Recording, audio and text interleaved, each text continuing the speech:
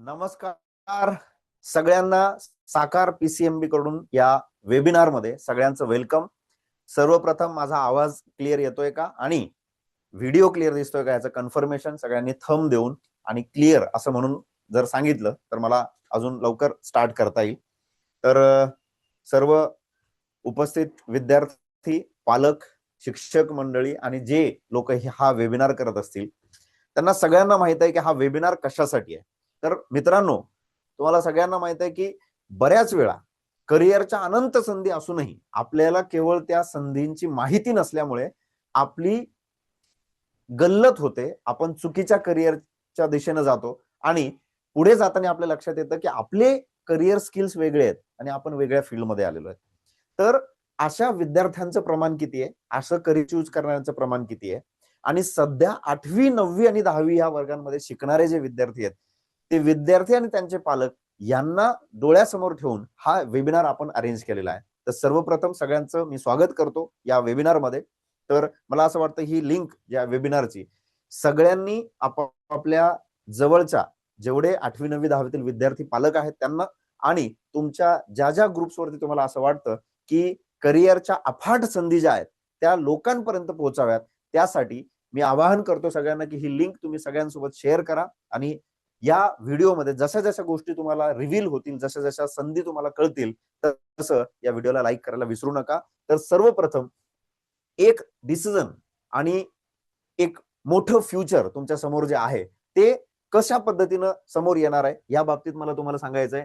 तर आजचा हा जो करिअर वेबिनार आहे हा कुणासाठी आहे? हा पालकांसाठी आहे, हा विद्यार्थ्यांसाठी आहे, हा तुम्हाला वेगवेगळ्या करिअर चॉईसेसच्या बाबतीत माहिती देणार आहे आणि सगळ्यात महत्वाचं म्हणजे आपल्या आजूबाजूला जे 10वीचे विद्यार्थी आहेत, बऱ्याच वेळा असं होतं की 10वीची परीक्षा झाल्यानंतर डिसाईड केलं जातं, पण तो काळ आता बदललेला आहे. 10वीची परीक्षा झाल्यानंतर नाही तर आता सध्या पालक 8वी मध्ये विद्यार्थी ज्या त्यांचा पाल्य गेल्यानंतर त्यांचं करिअर डिसाईड करायला लागलेले आहेत. त्यामुळे बऱ्याच ठिकाणी फाउंडेशनचे क्लासेस लावले जातात. करिअरच्या ओरिएंटेड बऱ्याच टेस्ट विद्यार्थ्यांच्या ज्या कल चाचण्या आहेत त्या घेतल्या जातात आणि ठरवलं जातं की विद्यार्थ्याचा कल नेमका कुठे आहे. पण पालकांना बऱ्याच गोष्टींविषयी माहिती नसते. कल चाचणी घेतल्यानंतर सुद्धा किंवा कल चाचणी केल्यानंतर सुद्धा त्यांचं कन्फ्युजन तसंच राहतं की नेमकं करिअर कोणतं आणि कसं निवडायला पाहिजे. तर आजच्या या वेबिनारमध्ये फक्त साकार पीसीएमबीचे एक्सपर्ट, डायरेक्टर्स आणि त्यांची टीमच नाही तर करिअर एक्सपर्टला सुद्धा आपण बोलवलेलं आहे. तर मला तुम्हाला सांगायला आवडेल की या सेमिनारमध्ये आपण कुठल्या कुठल्या गोष्टी कव्हर करणार आहोत. एक एक दिवसापूर्वी आपण पेपरला ऍड सुद्धा दिली होती आणि बऱ्याच सोशल मीडिया प्लॅटफॉर्मवर सुद्धा सांगितलं होतं की हा वेबिनार म्हणजे नेमकं काय. पालकांना पडलेले आणि विद्यार्थ्यांना पडलेले प्रश्न आपण एक ज्वलंत प्रश्न समोर घेऊन आलेलो आहेत आणि यांची या व्हिडिओची आजच्या या वेबिनारची सध्याच्या काळामध्ये खूप मोठी गरज आहे. तर मला तुम्हाला सांगायला आवडेल की आजच्या या सेमिनारमध्ये या वेबिनारमध्ये काय काय कव्हर होणार आहे. तर मला तुम्हाला सांगायला आवडेल की बरेच पालक कन्फ्युज असतात की 10वी नंतर कुठला कोर्स घ्यायला पाहिजे. नंतर मेडिकल आणि इंजिनिअरिंग हे सगळ्यांवर जे डोक्यावर लादलं जातं ते सोडून अजून किती करिअरचे पर्याय आहेत आणि ते खरंच चांगले आहेत का, आणि जर असतील तर त्याच्यासाठी कुठल्या टेक्निकल इन्स्टिट्यूट आहेत किंवा कुठल्या इन्स्टिट्यूट आहेत जिथे विद्यार्थ्यांनी प्रवेश घेतला पाहिजे. मला तुम्हाला सगळ्यांना सांगायचंय की या आजच्या वेबिनारमध्ये तुम्हाला अशा काही करिअर संधींच्या बाबतीत कळणार आहे की ज्याबद्दल तुम्हाला बिलकुल माहिती नाही आणि अशा काही इन्स्टिट्यूट बद्दल कळणार आहे की भारतामध्ये अशा काही इन्स्टिट्यूट आहेत की ज्या मेडिकल इंजिनिअरिंग सोडून खूप चांगलं करिअर विद्यार्थ्यांना देऊ शकतात. पण आपल्याला त्याची माहिती नसल्यामुळे आपल्याला त्या करिअरकडे आपला ओढा कमी आहे. पण संपूर्ण भारतामध्ये अशा अनेक इन्स्टिट्यूट आहेत की ज्या विद्यार्थ्यांना एक गोल्डन करिअर ऑपॉर्च्युनिटी प्रोव्हाइड करतात आणि तुम्ही फक्त सुरुवातीला मिळणाऱ्या पगाराच्या बाबतीत नाही तर करिअरच्या स्टेबिलिटीच्या बाबतीत सुद्धा चूज करू शकता अशा इन्स्टिट्यूट आहेत. दुसरं महत्वाचं, सायन्स सोडून कॉमर्स किंवा आर्ट्सला जाणं योग्य आहे का आणि असेल तर त्याचे कुठले कोर्सेस असतात. रिसर्च फील्डमध्ये विद्यार्थ्यांना स्कोप असतो का आणि असेल तर त्याचे डिटेल्स तुम्हाला ह्या वेबिनारमध्ये कळणार आहेत. तर आयझर म्हणजे काय? आयझर हे नाव ऐकायला सोपं आहे. ज्या विद्यार्थ्यांना माहित झालंय, ज्या पालकांना माहित झालंय त्यांच्यापर्यंत ही माहिती गेलेली आहे. पण अजूनही आपल्याकडे शिकत असलेले 8वी 9वी 10वीचे म्हणजे शहरात राहणारेच नाही, ग्रामीण भागातलेच नाही तर बरेच विद्यार्थी असे आहेत की ज्यांना ह्या करिअर ऑपॉर्च्युनिटीज बद्दल बऱ्यापैकी माहिती नाहीये, त्याच्यामुळे ते या करिअरला अधोरेखित करत नाहीत. एमबीबीएस साठी बऱ्याच विद्यार्थ्यांना डॉक्टर व्हायचंय, पण एमबीबीएस साठी कुठली परीक्षा द्यावी लागते, त्या परीक्षेत किती मार्क्स आणावे लागतात, जेणेकरून गव्हर्नमेंट इन्स्टिट्यूट असतील, त्याच्यानंतर वेगवेगळे एम्स असतील, यांच्यामध्ये प्रवेश घेण्यासाठी विद्यार्थ्यांना कसं आणि किती मेहनत करावी लागते याबद्दल मला तुम्हाला सांगायचंय. भारतामध्ये गव्हर्नमेंट एमबीबीएसच्या सीट किती आहेत आणि त्यांचे सिलेक्शन क्रायटेरिया काय आहेत, ऑल इंडिया कोटा काय असतो, स्टेट कोटा काय असतो, या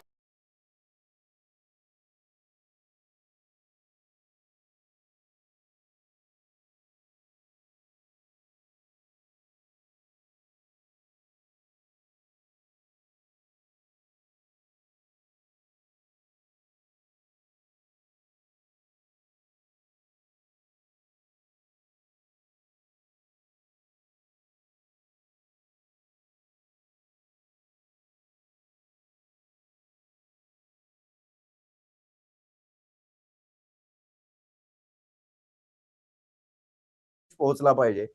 त्यानंतर इंजिनिअरिंग जर करायचंय तर मागच्या काळामध्ये बऱ्याच वर्षांपासून कोरोना आल्यापासून तर मेडिकल फील्डकडे जास्त आकर्षण विद्यार्थ्यांचं वाढलं होतं, पण मागच्या 1-2 वर्षात आलेले जे पेपर्स आहेत त्या पेपर्सने विद्यार्थ्यांना अक्षरशः धक्का दिला आणि त्यामुळे इंजिनिअरिंगकडे जाणारे विद्यार्थी वाढले. पण सर नेमकं इंजिनिअरिंगला स्कोप आहे का आणि खरंच आहे का, आणि असेल तर अशा कुठल्या ब्रँचेस आहेत इंजिनिअरिंगच्या की जिकडे आम्ही जाऊ शकतो आणि चांगलं आणि स्टेबल करिअर त्या ठिकाणी निर्माण करू शकतो. एनडीए आणि मर्चंट नेव्ही म्हणजे काय आणि नेमकं त्याची तयारी कशी करायची, त्याच्या कुठल्या परीक्षा द्याव्या लागतात आणि या सगळ्या गोष्टींची इत्थंभूत माहिती, थोडा सेमिनार मोठा असेल, 1 तासामध्ये आम्ही संपवण्याचा प्रयत्न करू, पण ज्या एक्सपर्ट कडून तुम्हाला आज गायडन्स भेटणार आहे मित्रांनो, हे सगळे एक्सपर्ट एकाच प्लॅटफॉर्मवर आज टीम साकार सोबत आलेले आहेत आणि हे सगळे एक्सपर्ट एकाच ठिकाणी भेटण्याचा हा दुर्मिळ योग आहे. त्यामुळे हा जो वेबिनार आहे हा शेवटपर्यंत तुम्हाला करायचा आहे. आर्किटेक्चर मध्ये करिअर आहे का सर, आणि आर्किटेक्चर मध्ये करिअर असेल तर नेमकं कुठल्या परीक्षा द्याव्या लागतात आणि त्याची तयारी कशी करावी लागते, पुढील 5 ते 10 वर्षामध्ये कोणत्या कोणत्या करिअरला स्कोप आहे, म्हणजे आम्ही आता जर ते करिअर निवडलं, 10वीत असणाऱ्या विद्यार्थ्यांनी निवडलं तर 11वी-12वी नंतर पुढचे ग्रॅज्युएशनचे 4 वर्ष, म्हणजे आता इथून पुढचे 6 वर्ष जर झाले तर 6 वर्षानंतर नेमकं तुम्ही जे करिअर चूज केलं त्याला स्कोप राहणार आहे का, या अत्यंत ज्वलंत प्रश्न घेऊन आपण हा वेबिनार सुरू केलेला आहे. एमबीबीएस व्यतिरिक्त सर, नीट परीक्षेमधून एमबीबीएस व्यतिरिक्त बीडीएस, बीएएमएस, बीएचएमएस हे सोडून अजून काही कोर्सेस आहेत का आणि त्यांच्यामध्ये करिअर करता येतं का, असे असंख्य प्रश्न जे पालकांच्या मनामध्ये चालू असतात. मित्रांनो, हा वेबिनार तुमच्या सगळ्यांसाठी आपण हे सगळे ज्वलंत प्रश्न घेऊन या ठिकाणी सुरू केलेला आहे. तर मला असं वाटतं की जास्त वेळ न घेता तुमचे हे जे प्रश्न आहेत हे प्रश्न वाचून दाखवण्याचं सगळ्यात महत्वाचं कारण आहे की नेमकं आज आपल्याला या वेबिनारमध्ये काय काय भेटणार आहे, या सगळ्या गोष्टींविषयी आपल्याला आज चर्चा करायची आहे. तर टीम साकार आणि काही करिअर गायडन्सचे जे एक्सपर्ट आहेत त्यांचे नाव मी रिव्हील करणार आहे. पण तत्पूर्वी विद्यार्थी मित्रांनो, मला तुम्हाला सगळ्यांना सांगायचंय की हा वेबिनार साकार का आयोजित करताय आणि नेमकं साकार पीसीएमबी हे इन्स्टिट्यूट काय आहे हे सांगण्यासाठी मी तुमच्या समक्ष या ठिकाणी श्री पेशकर सरांना आमंत्रित करतोय की जे या वेबिनार बद्दल साकार इन्स्टिट्यूट का सिरियस आहे आणि हे का आवश्यक आहे, साकार इन्स्टिट्यूट का असं म्हणतंय की हा वेबिनार महत्वाचा आहे. तर Shri Peshkar sir. Thank you sir.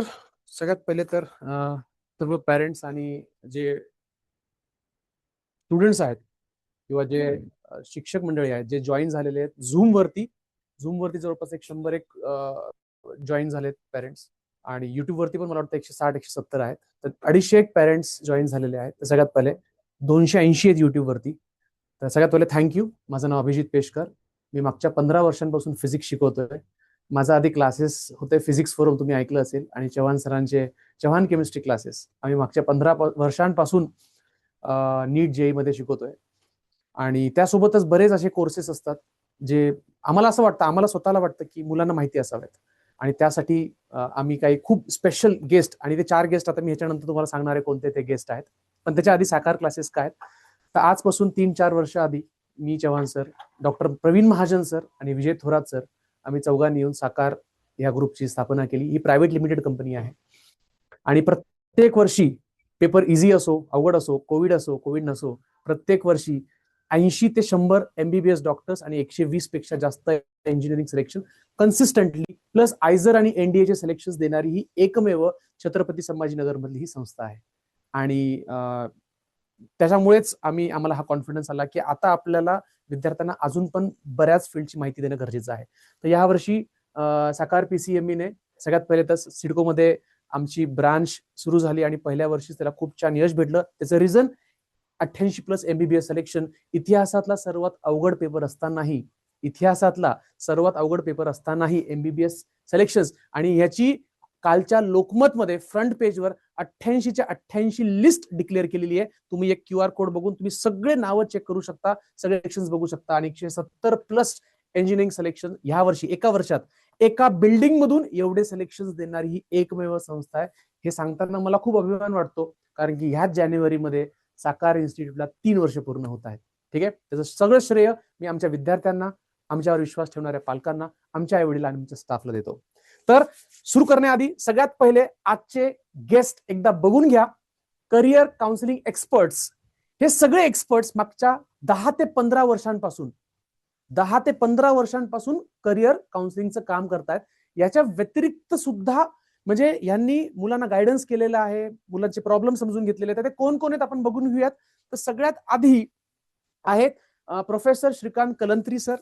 ते स्वतः एक प्रोफेसर आहे, गव्हर्नमेंट कॉलेजमध्ये त्यांनी शिकवलेलं आहे. त्यानंतर त्यांनी हे अपेक्स करिअर काउन्सिलिंग सेंटर सुरू केलेलं आहे. त्यांचं एक्सपर्टीज मेडिकल इंजिनिअरिंगच्या, हे चौघांचं एक्सपर्टीज तेच आहे. मेडिकल इंजिनिअरिंग त्या व्यतिरिक्त बाकी जे कोर्सेस आहेत त्याच्यामध्ये मुलांचे स्वप्न पूर्ण एकच मिनिट ते जे बाकी कोर्सेस आहेत त्या कोर्सेसमध्ये सुद्धा किंवा त्या कॉलेजेसमध्ये पोहोचवण्याचं काम हे एक्सपर्ट आणि आपल्या छत्रपती संभाजीनगरमध्ये अजून असे बरेच लोक काम करत आहेत. पण आम्हाला सध्या या 4 दिग्गजांपर्यंत पोहोचता आलं, त्यामुळे आम्ही सध्या पहिल्या आपल्या या सत्रामध्ये या चौघांना इन्व्हाइट केलेलं आहे. तर नंतर आहेत डॉक्टर शिवहरी वाघ. त्यांचं अस्पायर एज्युकेअर इन्स्टिट्यूट आहे. ते पण करिअर काउन्सिलिंगचं काम करतात आणि खूप विद्यार्थ्यांना त्यांनी अगदी कमी मार्क मध्ये सुद्धा चांगल्या कॉलेजमध्ये ऍडमिशन घेऊन देण्याचं काम केलेलं आहे. त्यानंतर आपण जाणता त्यांना श्री चंद्रकांत उन्हाळे सर, स्वतः COEP या कॉलेजमधून पास आउट आहेत, इंजिनियर आहेत. त्यानंतर द गाईड नावाची यांची खूप फेमस अशी करिअर काउन्सिलिंग इन्स्टिट्यूट आहे. आणि सर्वात सिनियर म्हणजे या क्षेत्रामध्ये जे अगदी सुरुवातीपासून या क्षेत्रामध्ये मार्गदर्शनाचं जे काम करतायत ते म्हणजे आमचे मित्र श्री संतोष कारले सर. ते सुद्धा अगदी वैयक्तिक पालकांना आणि विद्यार्थ्यांना करिअर काउन्सिलिंगचं काम करत असते. ते 4ही गेस्ट आलेले आहेत. तर आपण या 4ही गेस्टला इन्व्हाइट करणारे एक एक करून. पण त्याच्या आधी करिअर काउन्सिलिंग चे म्हणजे का गरज आहे आजची, त्याची गरज काय? तर ती गरज अशी आहे की प्रत्येक विद्यार्थी आणि प्रत्येक पालक 10वी नंतर डिसिजन जेव्हा घेतो तर तेव्हा तो इन्फ्लुएन्स झालेला असतो, त्याच्या फ्रेंड्स कडून इन्फ्लुएन्स झालेला असतो. सक्सेसफुल आपल्या फॅमिली मधले सक्सेसफुल जे विद्यार्थी असतात त्यांच्याकडून इन्फ्लुएन्स झालेला असतो. कधी कधी आई वडिलांचं स्वप्न पूर्ण करण्यासाठी तो ते कोर्स निवडत असतो. कधी कधी 10वी मध्ये त्यांनी बघितलेले स्वप्न पूर्ण करण्यासाठी तो कोर्स निवडत असतो. पण बऱ्याच वेळा विद्यार्थी चुकीच्या स्ट्रीम मध्ये ऍडमिशन घेतो आणि नंतर त्याला कळतं की अरे यार, मला ह्या स्ट्रीम पेक्षा मी दुसऱ्या स्ट्रीम मध्ये गेलो असतो तर कदाचित मला सक्सेस पण भेटलं असतं, मी खुश पण राहिलो असतो आणि जे स्ट्रेस आज मुलं हँडल करतायत ते स्ट्रेस कदाचित थोडंसं कमी झालं असतं. तर राईट करिअर ऑप्शन निवडणे अगदी महत्वाचं आहे. आणि मी तर असं म्हणेल, जेव्हा इतके ऑप्शन्स अवेलेबल आहेत म्हणजे तुम्हाला कळेल हे 4ही एक्सपर्ट्स, मी तुम्हाला सांगतो कमीत कमी आज 20 पेक्षा जास्तच करिअर ऑप्शन्स तुमच्यासोबत शेअर करणार आहे. ठीक आहे, तर आपण एक एक करून सर्वांना इन्व्हाइट करूयात. तर त्याच्या आधी मी चव्हाण सरांना विनंती करतो की त्यांचं करिअर चॉईस बद्दल किंवा करिअर सिलेक्शन बद्दल 2 मिनिटं मत मांडावं आणि मग मी एक एक करून सर्वांना या स्टेजवर इन्व्हाइट करणार आहे.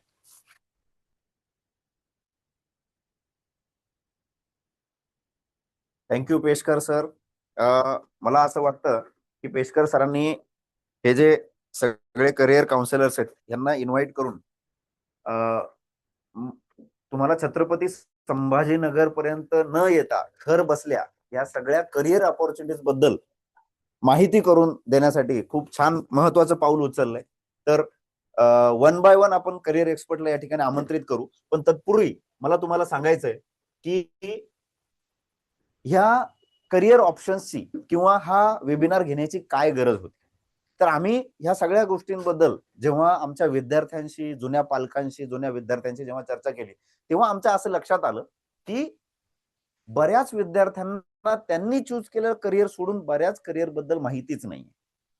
आणि ज्या स्ट्रीम मध्ये म्हणजे मेडिकलच्या स्ट्रीम मध्ये असेल किंवा इंजिनिअरिंगच्या स्ट्रीम मध्ये आल्यानंतर विद्यार्थ्यांना त्या गोष्टींबद्दल माहिती नाही.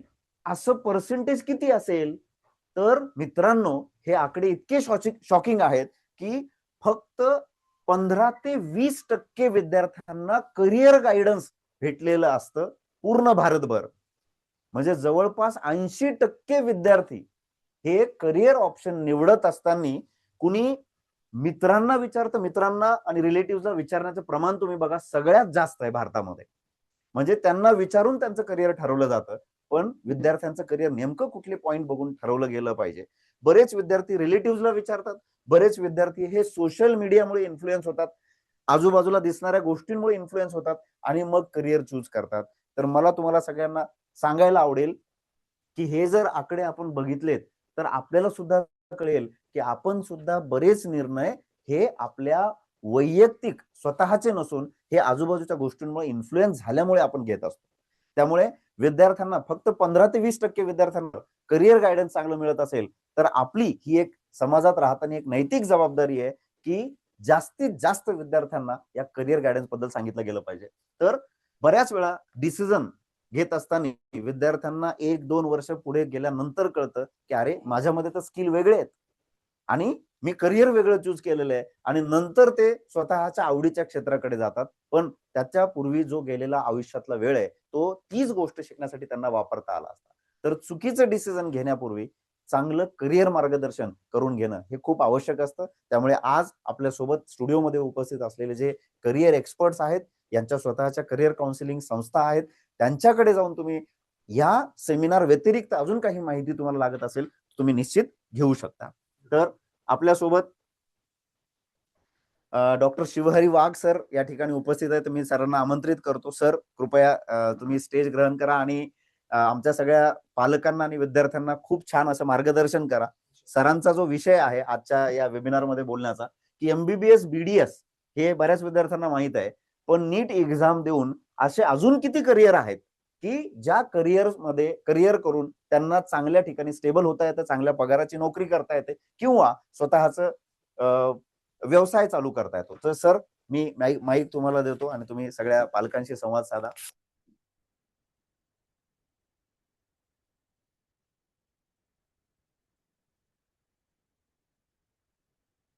धन्यवाद सर. प्रथमतः साकार ग्रुपचे मी या ठिकाणी आभार व्यक्त करतो की त्यांनी एक अतिशय सुंदर असा उपक्रम महाराष्ट्रातील तमाम विद्यार्थ्यांसाठी त्यांनी आयोजित केला. महाराष्ट्रामध्ये असे अनेक विद्यार्थी आहेत की दरवर्षी आम्ही बघतो केवळ माहिती नसल्यामुळं किंवा योग्य मार्गदर्शन नसल्यामुळं त्यांच्या करिअरचे अक्षरशः नुकसान होतं, त्यांचं करिअर धोक्यात येतं. आणि साकार ग्रुपने हा जो इनिशिएटिव्ह घेतलेला आहे मध्ये साकार ग्रुपचे जे संचालक आहेत, चव्हाण सर असतील, पेशकर सर असतील किंवा थोरात सर असतील, महाजन सर असतील, यांच्या मार्गदर्शनाखाली एक अतिशय जे काउन्सिलिंगचं काम करणारे जे एक्सपर्ट आहेत त्यांना त्यांनी या ठिकाणी बोलवलं आणि आम्हालाही त्यामध्ये संधी दिली. त्याबद्दल प्रथम त्यांचे आभार व्यक्त करतो. आणि जे विद्यार्थी या सेमिनारला आत्ता बघतायत लाईव्ह मध्ये किंवा येणाऱ्या काळामध्ये बघतील, कारण हे लाईव्ह आहे तर हे रेकॉर्ड आहे, भविष्यात पण तुम्हाला हे सगळं बघता येणार आहे, तर त्या सगळ्या पालकांचं मी साकार ग्रुपच्या वतीनं आमच्या टीमच्या वतीनं या ठिकाणी स्वागत करतो. आणि माझा जो विषय सरांनी दिलेला आहे की नॉर्मली एखादा विद्यार्थी मेडिकलची तयारी करत असेल तर सगळ्यांच्या समोर एमबीबीएस एक एमबीबीएस एवढंच एक ऑप्शन समोर असतं किंवा त्याबद्दल त्यांना बऱ्यापैकी अवेअरनेस असतो. परंतु एमबीबीएस नंतर बीडीएसचा एक पर्याय असतो, त्यानंतर बीएमएस आहे, बीएचएमएस आहे, इतर अनेक पर्याय त्या ठिकाणी उपलब्ध असतात. परंतु विद्यार्थ्यांना त्यांच्या पालकांना याबद्दल फारसे अवेअरनेस नसतात. या संदर्भानं नीट एक्झामच्या माध्यमातूनच ही ऍडमिशन प्रक्रिया राबवली जाते. साधारण कट ऑफ जर बघितलं तर एमबीबीएस पेक्षा कमी गुणावर या ठिकाणी प्रवेश मिळतो. भविष्यातल्या करिअरच्या संधी सुद्धा त्या ठिकाणी उपलब्ध असतात. परंतु केवळ अवेअरनेस नाहीये किंवा त्याबद्दलचं परिपूर्ण मार्गदर्शन नसल्यामुळं विद्यार्थी पालक त्यामध्ये मागे राहतात आणि चांगले गुण असूनही विद्यार्थ्यांना त्या ठिकाणी प्रवेश मिळत नाही. तर आजच्या या सेमिनारच्या माध्यमातून एमबीबीएस बीडीएसच्या व्यतिरिक्त इतर जे काही नीटच्या माध्यमातून संधी उपलब्ध आहेत त्या संदर्भात मी तुम्हाला मार्गदर्शन करणार आहे.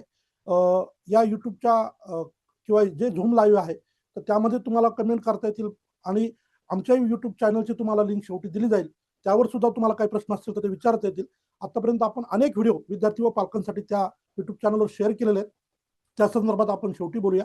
तुर्तास जो विषय माझ्यासाठी सरांनी ठेवला आहे एमबीबीएस बीडीएसच्या व्यतिरिक्त नीट परीक्षेच्या माध्यमातून कुठल्या कुठल्या संधी उपलब्ध आहे त्याबद्दल आपण थोडक्यात या ठिकाणी चर्चा करणार आहोत.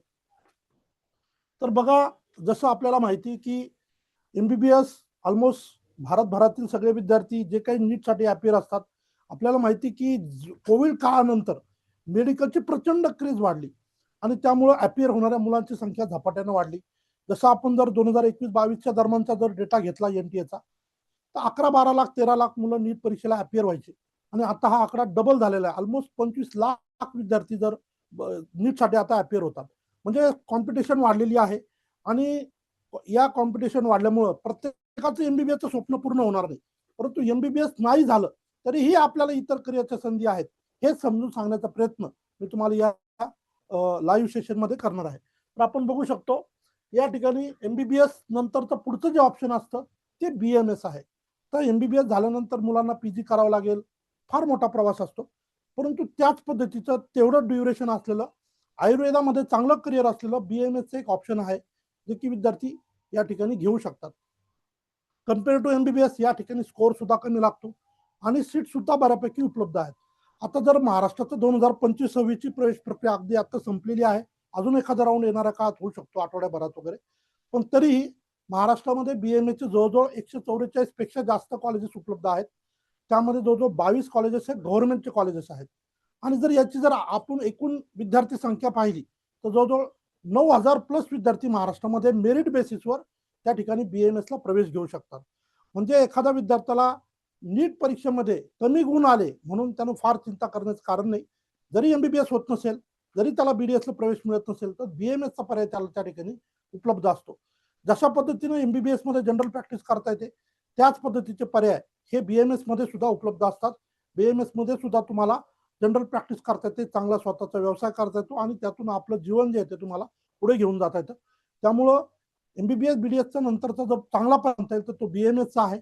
आता त्यानंतर पुढचा जो पर्याय आहे तो बीएचएमएस, होमिओपॅथी मेडिसिन. तर बीएचएमएस सुद्धा एक चांगला पर्याय असू शकतो. आता जे मुलं ज्यांना कमी गुण आलेले आहेत, समजा साधारण जर आपण गृहीत धरूया या वर्षी बीएमएस साठी 280 प्लस गुण असलेल्या मुलांना बीएमएस ला ऍडमिशन मिळालं, पण एखाद्याला 200 गुण मिळाले तर काय पॉसिबल आहे, तर त्या ठिकाणी त्याला बीएचएमएस ला प्रवेश मिळतो आणि बीएचएमएस ला प्रवेश मिळाल्यामुळं हे विद्यार्थी महाराष्ट्राच्या वेगवेगळ्या ज्या काय फॅसिलिटीज आहेत, शैक्षणिक सुविधा आहेत, शासकीय सवलती आहेत, या सगळ्या सुविधांचा लाभ घेऊन या विद्यार्थ्यांना त्या ठिकाणी ऍडमिशन घेता येतं आणि बीएचएमएस सुद्धा नाही बीएमएस भेटत आहे तर बीएचएमएसचा पर्याय सुद्धा मुलांना त्या ठिकाणी घेता येऊ शकतो.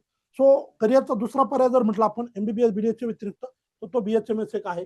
आता ज्या मुलांचं 10वी-12वी मध्ये उर्दू असेल तर ते बीएमएस ला सुद्धा जातात. विशेषतः मुस्लिम कम्युनिटीचे विद्यार्थी युनानी मेडिसिन ज्याला आपण म्हणूया बीएमएस ला प्राधान्याने जातात. या संदर्भात पण महाराष्ट्रामध्ये जवळजवळ 9 कॉलेजेस उपलब्ध आहेत. 4 गव्हर्नमेंटचे कॉलेजेस आहेत आणि खाजगी 5 कॉलेजेस आहेत. पण खाजगी जरी म्हटलं तर ते सेमी गव्हर्नमेंट मध्ये येतात. त्या ठिकाणी शासनाच्या सगळ्या सुविधा, शैक्षणिक सवलती लागू असतात. तर याही क्षेत्रामध्ये बऱ्यापैकी करिअर आहे. विद्यार्थी जर या ठिकाणी गेले तर निश्चितपणे त्यांना भविष्यामध्ये युनानी मेडिसिन झालेल्या मुलांना शासकीय नोकरीच्या सुद्धा संधी त्या ठिकाणी उपलब्ध असतात. सो स्वतःच्या प्रॅक्टिससह शासकीय नोकरीची संधी सुद्धा बीएमएस झाल्यानंतर उपलब्ध असते. अर्थात यासाठी तुमचं 10वी-12वी मध्ये उर्दू हा विषय 10वीला तरी किमान असला पाहिजे. तर बीएमएसचा एक पर्याय तुम्हाला या ठिकाणी आवर्जून सांगताय. यानंतर बीपीटीएच, फिजिओथेरपी ज्याला म्हणूया आपण. आता सगळ्या ठिकाणी वेगवेगळ्या जे काही समाजामध्ये वावरणारे जे लोक आहेत वेगवेगळ्या व्याधींनी त्रस्त असतात. कुणाचा ऍक्सिडेंट झाला किंवा कुणाला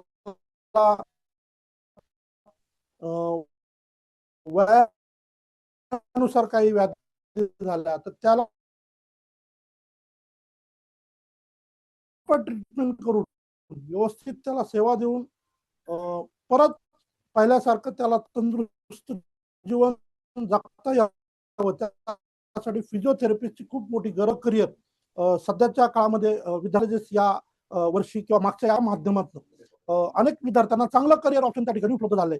अनेक असे विद्यार्थी आहेत की ज्यांना MBBS ला ऍडमिशन मिळू शकतं पण तरीही त्यांनी फिजिओथेरपीला प्राधान्य दिलेलं आहे. त्याचं कारण असं आहे की आता महाराष्ट्रामध्ये गव्हर्नमेंटचे सुद्धा 4 फिजिओथेरपीचे कॉलेजेस आहेत. अशा ठिकाणी टॉपच्या कॉलेजला जर फिजिओथेरपीला ऍडमिशन मिळालं तर या मुलांचं फ्युचर खूप ग्रेट होऊ शकतं. देशाच्या अनेक संस्था आहेत ज्या खेळामध्ये कार्य करतात, जसं की साई आहे, स्पोर्ट्स ऑथॉरिटी ऑफ इंडिया, किंवा अजून अनेक इन्स्टिट्यूट आहेत, हॉकीचे इन्स्टिट्यूट आहेत. या सगळ्या खेळाच्या संदर्भानं हे जे फिजिओथेरपिस्ट आहेत यांची तिथं रिक्वायरमेंट असते, यांना भविष्यामध्ये चांगली संधी मिळू शकते. देशासाठी पण त्यांना जे काय वेगवेगळ्या टीम भारताला रिप्रेझेंट करतात वेगवेगळ्या गेम्समध्ये, ऑलिम्पिक असेल किंवा इतर सगळ्या गेम्समध्ये, त्या ठिकाणी सुद्धा या फिजिओथेरपिस्टची रिक्वायरमेंट असते. तर हे जे फिजिओथेरपिस्ट आहे तर यांचं खूप चांगलं करिअर त्या माध्यमातून होतं. आणि जरी तशी संधी नाही मिळाली तरीही तुम्हाला आता जेवढे काही हॉस्पिटल्स आहेत मोठे मोठे, अशा सगळ्या हॉस्पिटलला खूप ठिकाणी फिजिओथेरपिस्टची रिक्वायरमेंट असते.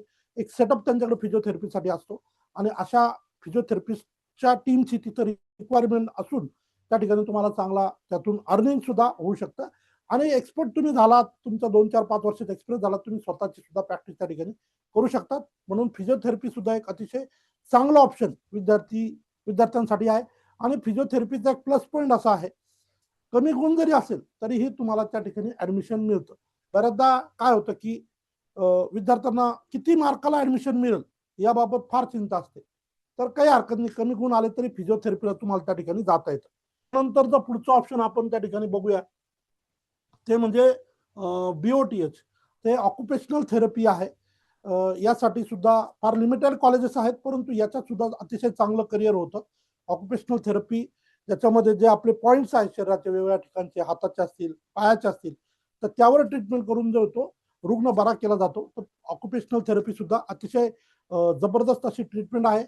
संभाजीनगर शहरामध्ये एक डॉक्टर आहेत, तर त्यांचं पूर्ण जगभरात नाव आहे. अनेक देशांमध्ये ते त्यांचं उपचारासाठी जातात आणि त्यातून अर्थात नाम फेम सगळं त्यांना त्यातून मिळालेलं आहे. सो ऑक्युपेशनल थेरपी सुद्धा अतिशय चांगला पर्याय या ठिकाणी विद्यार्थ्यांसाठी उपलब्ध असतो.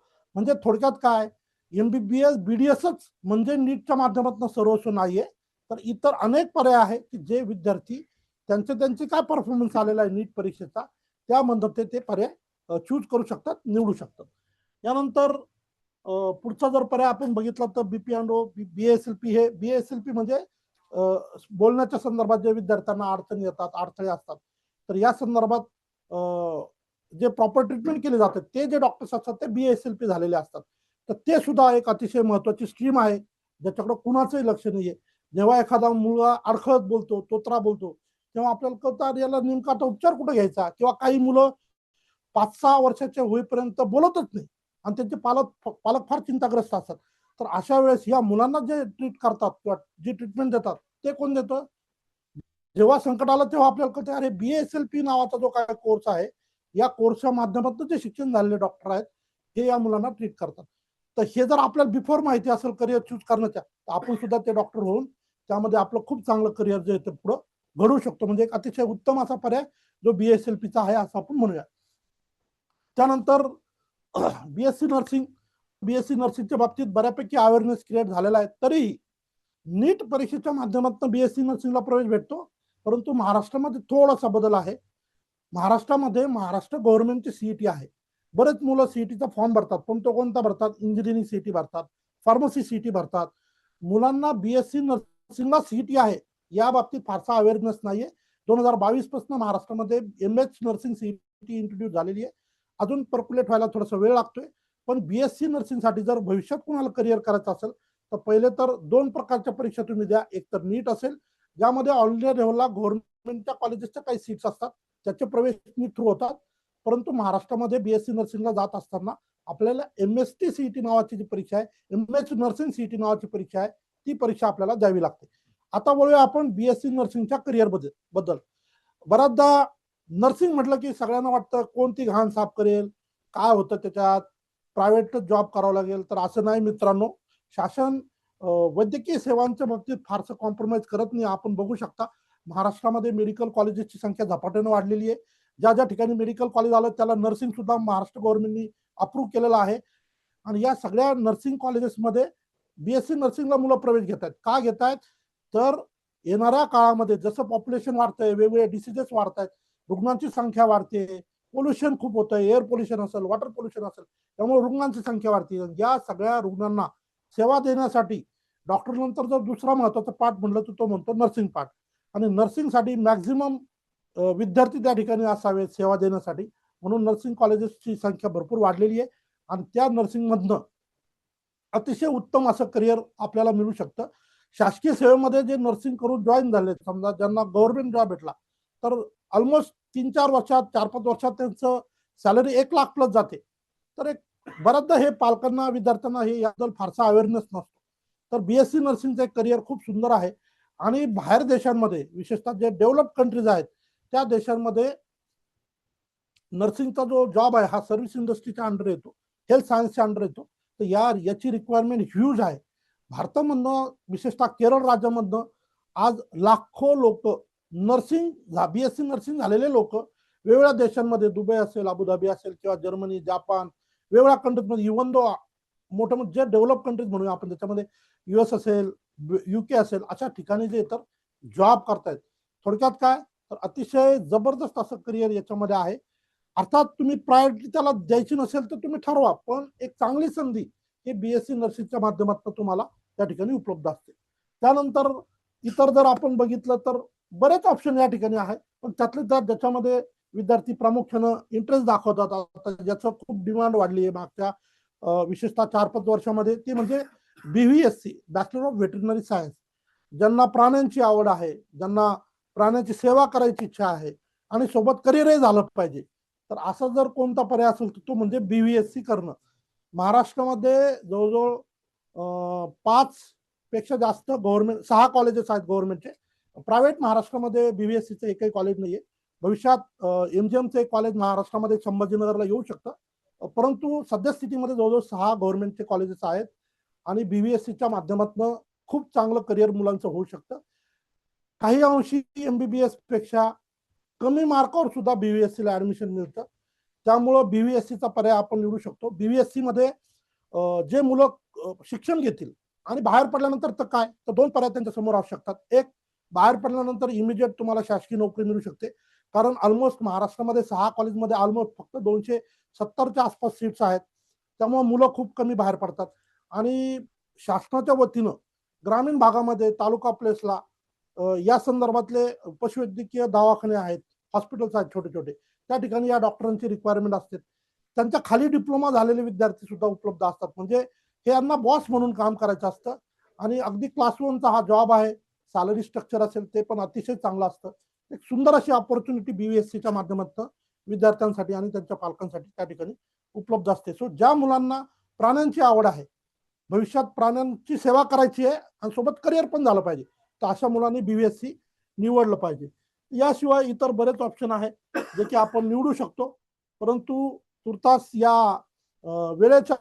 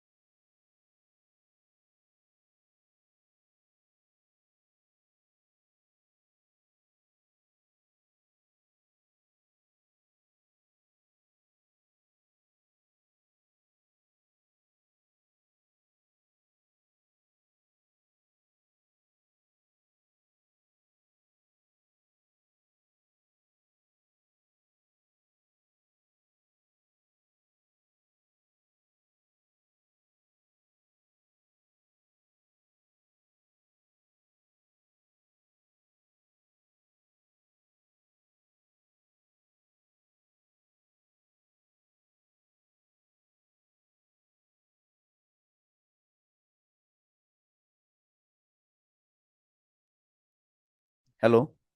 हा, झूम वरती जे लोक लाईव्ह बघत आहेत त्यांना हे सगळ्या गोष्टी क्लिअर दिसत आहेत का? हा, तर मी कंटिन्यू करू. रेकॉर्डिंग चालू आहे ना? हा, तर ज्या ज्या लोकांना युट्यूब वरती काहीतरी नेटवर्क प्रॉब्लेम येतोय, त्यामुळे झूम वरती जेवढे लोक बघतायत त्यांना हाच वेबिनार आपण कंटिन्यू करूयात आणि बाकी सगळ्यांसाठी याचं रेकॉर्डिंग आपण टाकूयात. आपल्यासोबत सध्या स्टुडिओमध्ये आहेत श्रीकांत कलंत्री सर. सरांचा खूप मोठा एक्सपिरियन्स या करिअर गायडन्स क्षेत्रामध्ये आहे आणि मी तुम्हाला सरांचा एक परिचय करून देताना असंही म्हणू शकतो की अचूक मार्गदर्शन किंवा अचूक कट ऑफ जर तुम्हाला कुठल्या मेडिकल किंवा इंजिनिअरिंग बद्दल पाहिजे असतील तर तुम्ही निश्चित सरांना संपर्क करू शकता. आणि sir apex career counselling centre म्हणून या ठिकाणी उस्मानपुरात सरांचं करिअर काउन्सिलिंग सेंटर आहे. सोबतच नंबर सुद्धा सरांचा शेअर केलेला आहे, तर तुम्ही त्याची नोंद घेऊ शकता. आजच्या सरांना जो आपण विषय या करिअर गायडन्स मध्ये दिलेला आहे तो म्हणजे जेईई मेन्स आणि ऍडव्हान्स या दोन परीक्षांमध्ये काय नेमका फरक असतो आणि इंजिनिअरिंग मध्ये आजही स्कोप आहे का, आणि आहे तर तो कशा पद्धतीने आहे, कोर्सेस कसे असतात, त्यांच्या करिअर ऑपॉर्च्युनिटीज कशा असतात आणि त्यांच्या करिअरची स्टेबिलिटी कशी असते.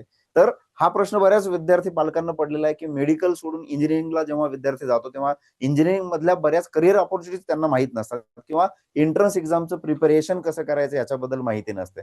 तर मी सरांना स्टुडिओमध्ये या ठिकाणी इन्व्हाइट करतोय.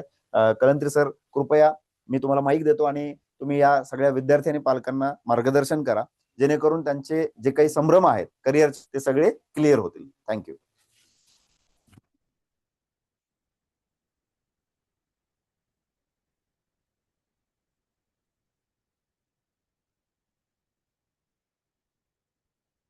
Thank you Chavan sir. इंजिनिअरिंगच्या ऑपॉर्च्युनिटीज बद्दल आज आपण बोलणार आहोत.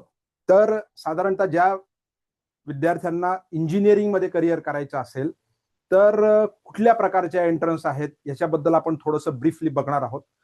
तर नॉर्मली ज्या IITs बद्दल आपण ऐकतो तर नॅशनल लेवलच्या ज्या आहेत तर सगळ्यात महत्वाची जी परीक्षा आहे ती आहे जेईई मेन. साधारणतः एक मागच्या वर्षाचा डाटा आपण बघितला तर जवळपास 15 लाख मुलं जेईई मेन साठी बसतात.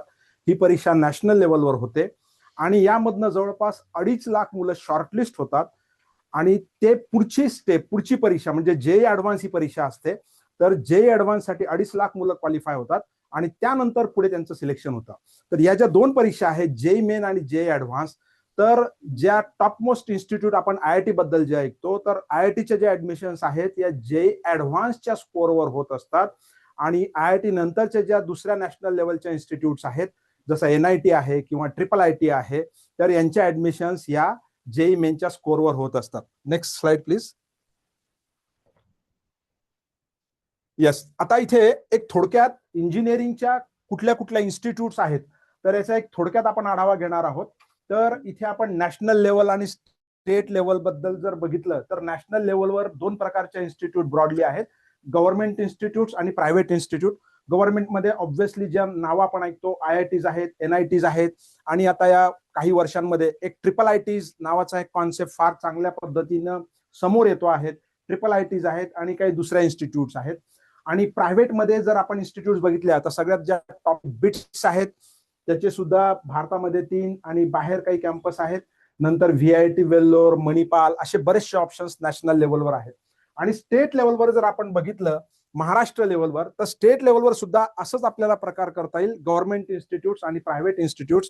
गव्हर्नमेंटमध्ये जे आपण टॉपचे नाव ऐकतो COEP पुणे आणि VJTI मुंबई या टॉपचे इन्स्टिट्यूट्स आहेत आणि त्याच्या व्यतिरिक्त सुद्धा गव्हर्नमेंटच्या काही इन्स्टिट्यूट्स आहेत आणि प्रायव्हेटमध्ये सुद्धा या इन्स्टिट्यूट्स असे आहेत. तर आता ह्या आत्ताच आपण जे बघितलं तर इथं ज्या नॅशनल लेवलच्या इन्स्टिट्यूट्स आहेत IIT मध्ये जाण्यासाठी जेईई ऍडव्हान्स परीक्षा असते आणि NIT IIIT साठी जेईई मेन परीक्षा असते. तर 11वी 12वी ह्याचा सिलेबस जर आपण बघितला तर ह्या परीक्षांसाठी साधारणतः 11वी आणि 12वी ह्या दोघांचा मिळून सिलेबस असतो. म्हणजे तुम्हाला जर खरोखर IIT टार्गेट करायचं असेल तर 11वी आणि 12वी हे दोन्ही वर्ष तुम्हाला सिरियसली घ्यावे लागतील. आता IIT बद्दल आपण एवढं ऐकतो, IITचं एवढं नाव का आहे तर जगातल्या कुठल्याही कानाकोपऱ्यामध्ये तुम्ही गेलात तर IITs या रिकॉग्नाइज आहेत. त्यानंतर भारताचा जर विचार केला तर top most faculty, top most infrastructure, best best तुम्हाला तिथे म्हणजे ज्या नंतर आपण जे पॅकेजेस जे ऐकतो तिथून ज्या जॉब ऑपॉर्च्युनिटीज मिळतात, त्यानंतर आज जे आपण स्टार्टअपचं कल्चर ऐकतो, तर अशा बऱ्याचशा म्हणजे विद्यार्थ्याचं जे पुढचं करिअर आहे, पुढचं जे जीवन आहे ते फार चांगल्या पद्धतीनं फ्लरिश होतं आणि त्यामुळे IITचा एवढा गवगवा आहे. तर मित्रांनो, एक 2 मिनिटांमध्ये तुम्हाला जर खरोखर IIT टार्गेट करायचा असेल तर काय करायला लागेल तुम्हाला या 2 वर्षामध्ये, याच्याबद्दल मी सांगेल. सगळ्यात महत्वाचं म्हणजे 2 वर्ष जो कुठला तुम्ही क्लास करणार असाल, क्लास सिन्सिअरली करा, अभ्यासावर फोकस करा, स्ट्रिक्टली नो सोशल मीडिया. 2 वर्ष जर तुम्ही तुमच्या आयुष्याची व्यवस्थित चांगली दिली तर डेफिनेटली IITचं हे टार्गेट तुम्हाला अचीव्ह करता येईल. IIT आता इंजिनिअरिंग ऑप्शनचा एक चांगला प्लस पॉइंट असा आहे की IITचं जर आपण बघितलं तर नॅशनल लेवलवर सिलेक्शन रेशो जो आहे हा जस्ट 1.2% आहे. म्हणजे 1000 मधले फक्त 12 मुलं IIT मध्ये सिलेक्ट होतात. 1000 मधले फक्त 12 मुलं म्हणजे 1.2% नॅशनल लेवलला सिलेक्शन रेशो आहे. पण ज्या विद्यार्थ्यांना IIT मिळू शकत नाही प्रयत्न केल्यानंतर सुद्धा, अशा विद्यार्थ्यांसाठी सुद्धा बरेचसे ऑप्शन्स आहेत. जसं NIT आहे. NIT म्हणजे नॅशनल इन्स्टिट्यूट ऑफ टेक्नॉलॉजी. प्रत्येक राज्यामध्ये साधारणतः एक NIT आहे. आपल्या महाराष्ट्रातली NIT ही NIT नागपूरमध्ये आहे. या सुद्धा चांगल्या इन्स्टिट्यूट्स आहेत. त्यानंतर IIITs आहेत. IIIT सुद्धा साधारणतः प्रत्येक राज्यामध्ये एक आहे आणि महाराष्ट्र फॉर्च्युनेट आहे की महाराष्ट्रामध्ये 2 IIITs आहेत. एक नागपूरला आहे आणि एक पुण्याला आहे आणि बऱ्याचशा सुद्धा चांगल्या इन्स्टिट्यूट्स आहेत. ह्यामध्ये जरी सुद्धा विद्यार्थ्यांना JEE मेन आणि ऍडव्हान्स मध्ये जर चांगला स्कोर येत नसेल तर स्टेट लेवलला ऑप्शन्स आहेत. जे स्टेट लेवलचे ऑप्शन्स आपण डिस्कस केले तर याच्यामध्ये तुम्ही महाराष्ट्र गव्हर्नमेंटची जी MST CET परीक्षा आहे, या MST CET परीक्षे थ्रू सुद्धा तुम्हाला इथे ऍडमिशन मिळू शकते. त्यानंतर काही कॉलेजेसमध्ये JEE मेनचा स्कोर सुद्धा युजफुल येतो. तर थोडक्यात इंजिनिअरिंग हे फील्ड जे असं आहे ह्यामध्ये भरपूर अपॉर्च्युनिटीज आणि भरपूर संधी आहे. तर डेफिनेटली तुम्ही जर तुमच्या आयुष्याची 2 वर्ष दिली, 2 वर्ष जर चांगले एफर्ट्स घेतले, चांगली मेहनत केली तर डेफिनेटली तुमची पुढची 25-30 वर्ष जी आहे करिअरची ती डेफिनेटली चांगली होणार आहेत. आता इंजिनिअरिंग मध्ये पुढच्या पॉइंटवर आपण येऊ की इंजिनिअरिंगला स्कोप आहे का. कारण आपण एक इंजिनिअरिंग बद्दल जर आपण बोलतो कुठल्याही विद्यार्थी आणि पालकांशी, तर काही बातम्या आपल्याला ऐकायला येतात की काही कंपन्यांनी एवढे एम्प्लॉईज कमी केले. तर मित्रांनो, इंजिनिअरिंगचा जो स्कोप आहे इथनं पुढे आपण जर बघितला AIचा इम्पॅक्ट जो आहे, तर AIचा इम्पॅक्ट काय असणार आहे म्हणजे इंजिनिअरिंग क्षेत्रामध्ये, तर डेफिनेटली AI मुळे थोडासा फरक पडणार आहे. परंतु AI हे एवढं म्हणजे अजून ह्याची सुद्धा जे ऍप्लिकेशन्स आहेत हे ऍप्लिकेशन सुद्धा एवढे जगाला आणखी पुढे जाऊन माहीत होणार आहेत की त्यामुळे सुद्धा जॉबच्या बऱ्याचशा संधी निर्माण होतील. तर कॉम्प्युटर इंजिनिअरिंग हा तर एक भाग झाला. या व्यतिरिक्त सुद्धा इलेक्ट्रॉनिक्स अँड टेलिकम्युनिकेशन इंजिनिअरिंग आहे. म्हणजे तुम्ही जर ऐकलं असेल तर भारताने हे प्लॅनिंग केलेलं आहे की पुढच्या येणाऱ्या 5 ते 10 वर्षामध्ये सेमीकंडक्टर मॅन्युफॅक्चरिंग हब हा भारतामध्ये होणार आहे. म्हणजे आज आपण बघतो कुठल्याही इलेक्ट्रॉनिक्स डिव्हाइसेसची जी सेमीकंडक्टरची चिप आहे ती चिप आपल्याला इम्पोर्ट करावी लागते. कुठं तैवानमध्ये इम्पोर्ट होते, कुठं चायनामधून इम्पोर्ट होते. तर हे सगळं सेमीकंडक्टरिंग मॅन्युफॅक्चरिंग भारतामध्ये होणार आहे. तर यासाठी सुद्धा इलेक्ट्रॉनिक्स इंजिनिअरिंगचा, इलेक्ट्रॉनिक्स अँड टेलिकम्युनिकेशन इंजिनिअरिंगला सुद्धा येणाऱ्या दिवसामध्ये फार चांगली डिमांड आहे. आणि या व्यतिरिक्त ज्या विद्यार्थ्यांना कॉम्प्युटर किंवा या क्षेत्रामध्ये जायचं नसेल त्यांच्यासाठी मेकॅनिकल इंजिनिअरिंग आहे, सिव्हिल इंजिनिअरिंग आहे. आज आपण बघतो इन्फ्रास्ट्रक्चर, नॅशनल हायवेज असू द्या किंवा जिल्ह्याला जोडणारे रोड्स असू द्या किंवा गावातले रोड्स असू द्या किंवा घर बांधणं जे आहे, म्हणजे एक स्वप्न आहे पुढे भारतात की प्रत्येक भारतीयाचं एक घर असायला पाहिजे. तर सिव्हिल इंजिनिअरिंगला सुद्धा येणाऱ्या काळामध्ये भरपूर डिमांड आहे, भरपूर स्कोप येणार आहे. ओव्हरऑल जर आपण बघितलं तर इंजिनिअरिंग मध्ये एवढे सारे ऑप्शन्स आहेत. तर डेफिनेटली आपण जे ऐकतो की इंजिनिअरिंगचा स्कोप आहे का, इंजिनिअरिंगला स्कोप डेफिनेटली आहे. फक्त तुम्ही किती मेहनत घेता. कारण इंजिनिअरिंग मध्ये एक सरळ गणित आहे की तुम्हाला जर एक पुढे जर तुम्ही जॉबचा विचार जर करत असाल तर जेवढं तुम्हाला चांगलं कॉलेज मिळेल तुमच्या इंजिनिअरिंगसाठी तेवढं तुमचं करिअर एक चांगल्या ह्याच्याने प्लॅटफॉर्मवर लॉन्चिंगवर सेट होतं. म्हणजे आपण जर बघितलं तर IIT असू द्या, तिथं 20-20, 25-25, 30-30 लाख रुपयाचे पॅकेजेस विद्यार्थ्यांना जनरली ऍव्हरेजने मिळत असतात. आता 25 लाखाचा जर आपण विचार केला तर साधारणतः 2 लाख रुपये महिना. विचार करा, एक 22-23 वर्षाच्या मुलाला जर 2 लाख रुपये महिना मिळत असेल स्टार्टिंगला, सुरुवातीला, तर ही एक फार मोठी अचिव्हमेंट आहे. तर थोडक्यात ओव्हरऑल काय, इंजिनिअरिंगला येणाऱ्या काळामध्ये भरपूर स्कोप आहेत. फक्त तुम्ही 2 वर्ष किती मेहनत करता, किती जीव तोडून त्यामध्ये तुमचा एफर्ट्स घेता, यावर तुमचं पूर्ण सगळं करिअर अवलंबून आहे. तर मला असं वाटतं इंजिनिअरिंगसाठी जर काही क्वेश्चन आन्सर असतील तर कमेंट्स मध्ये आपण बघूयात.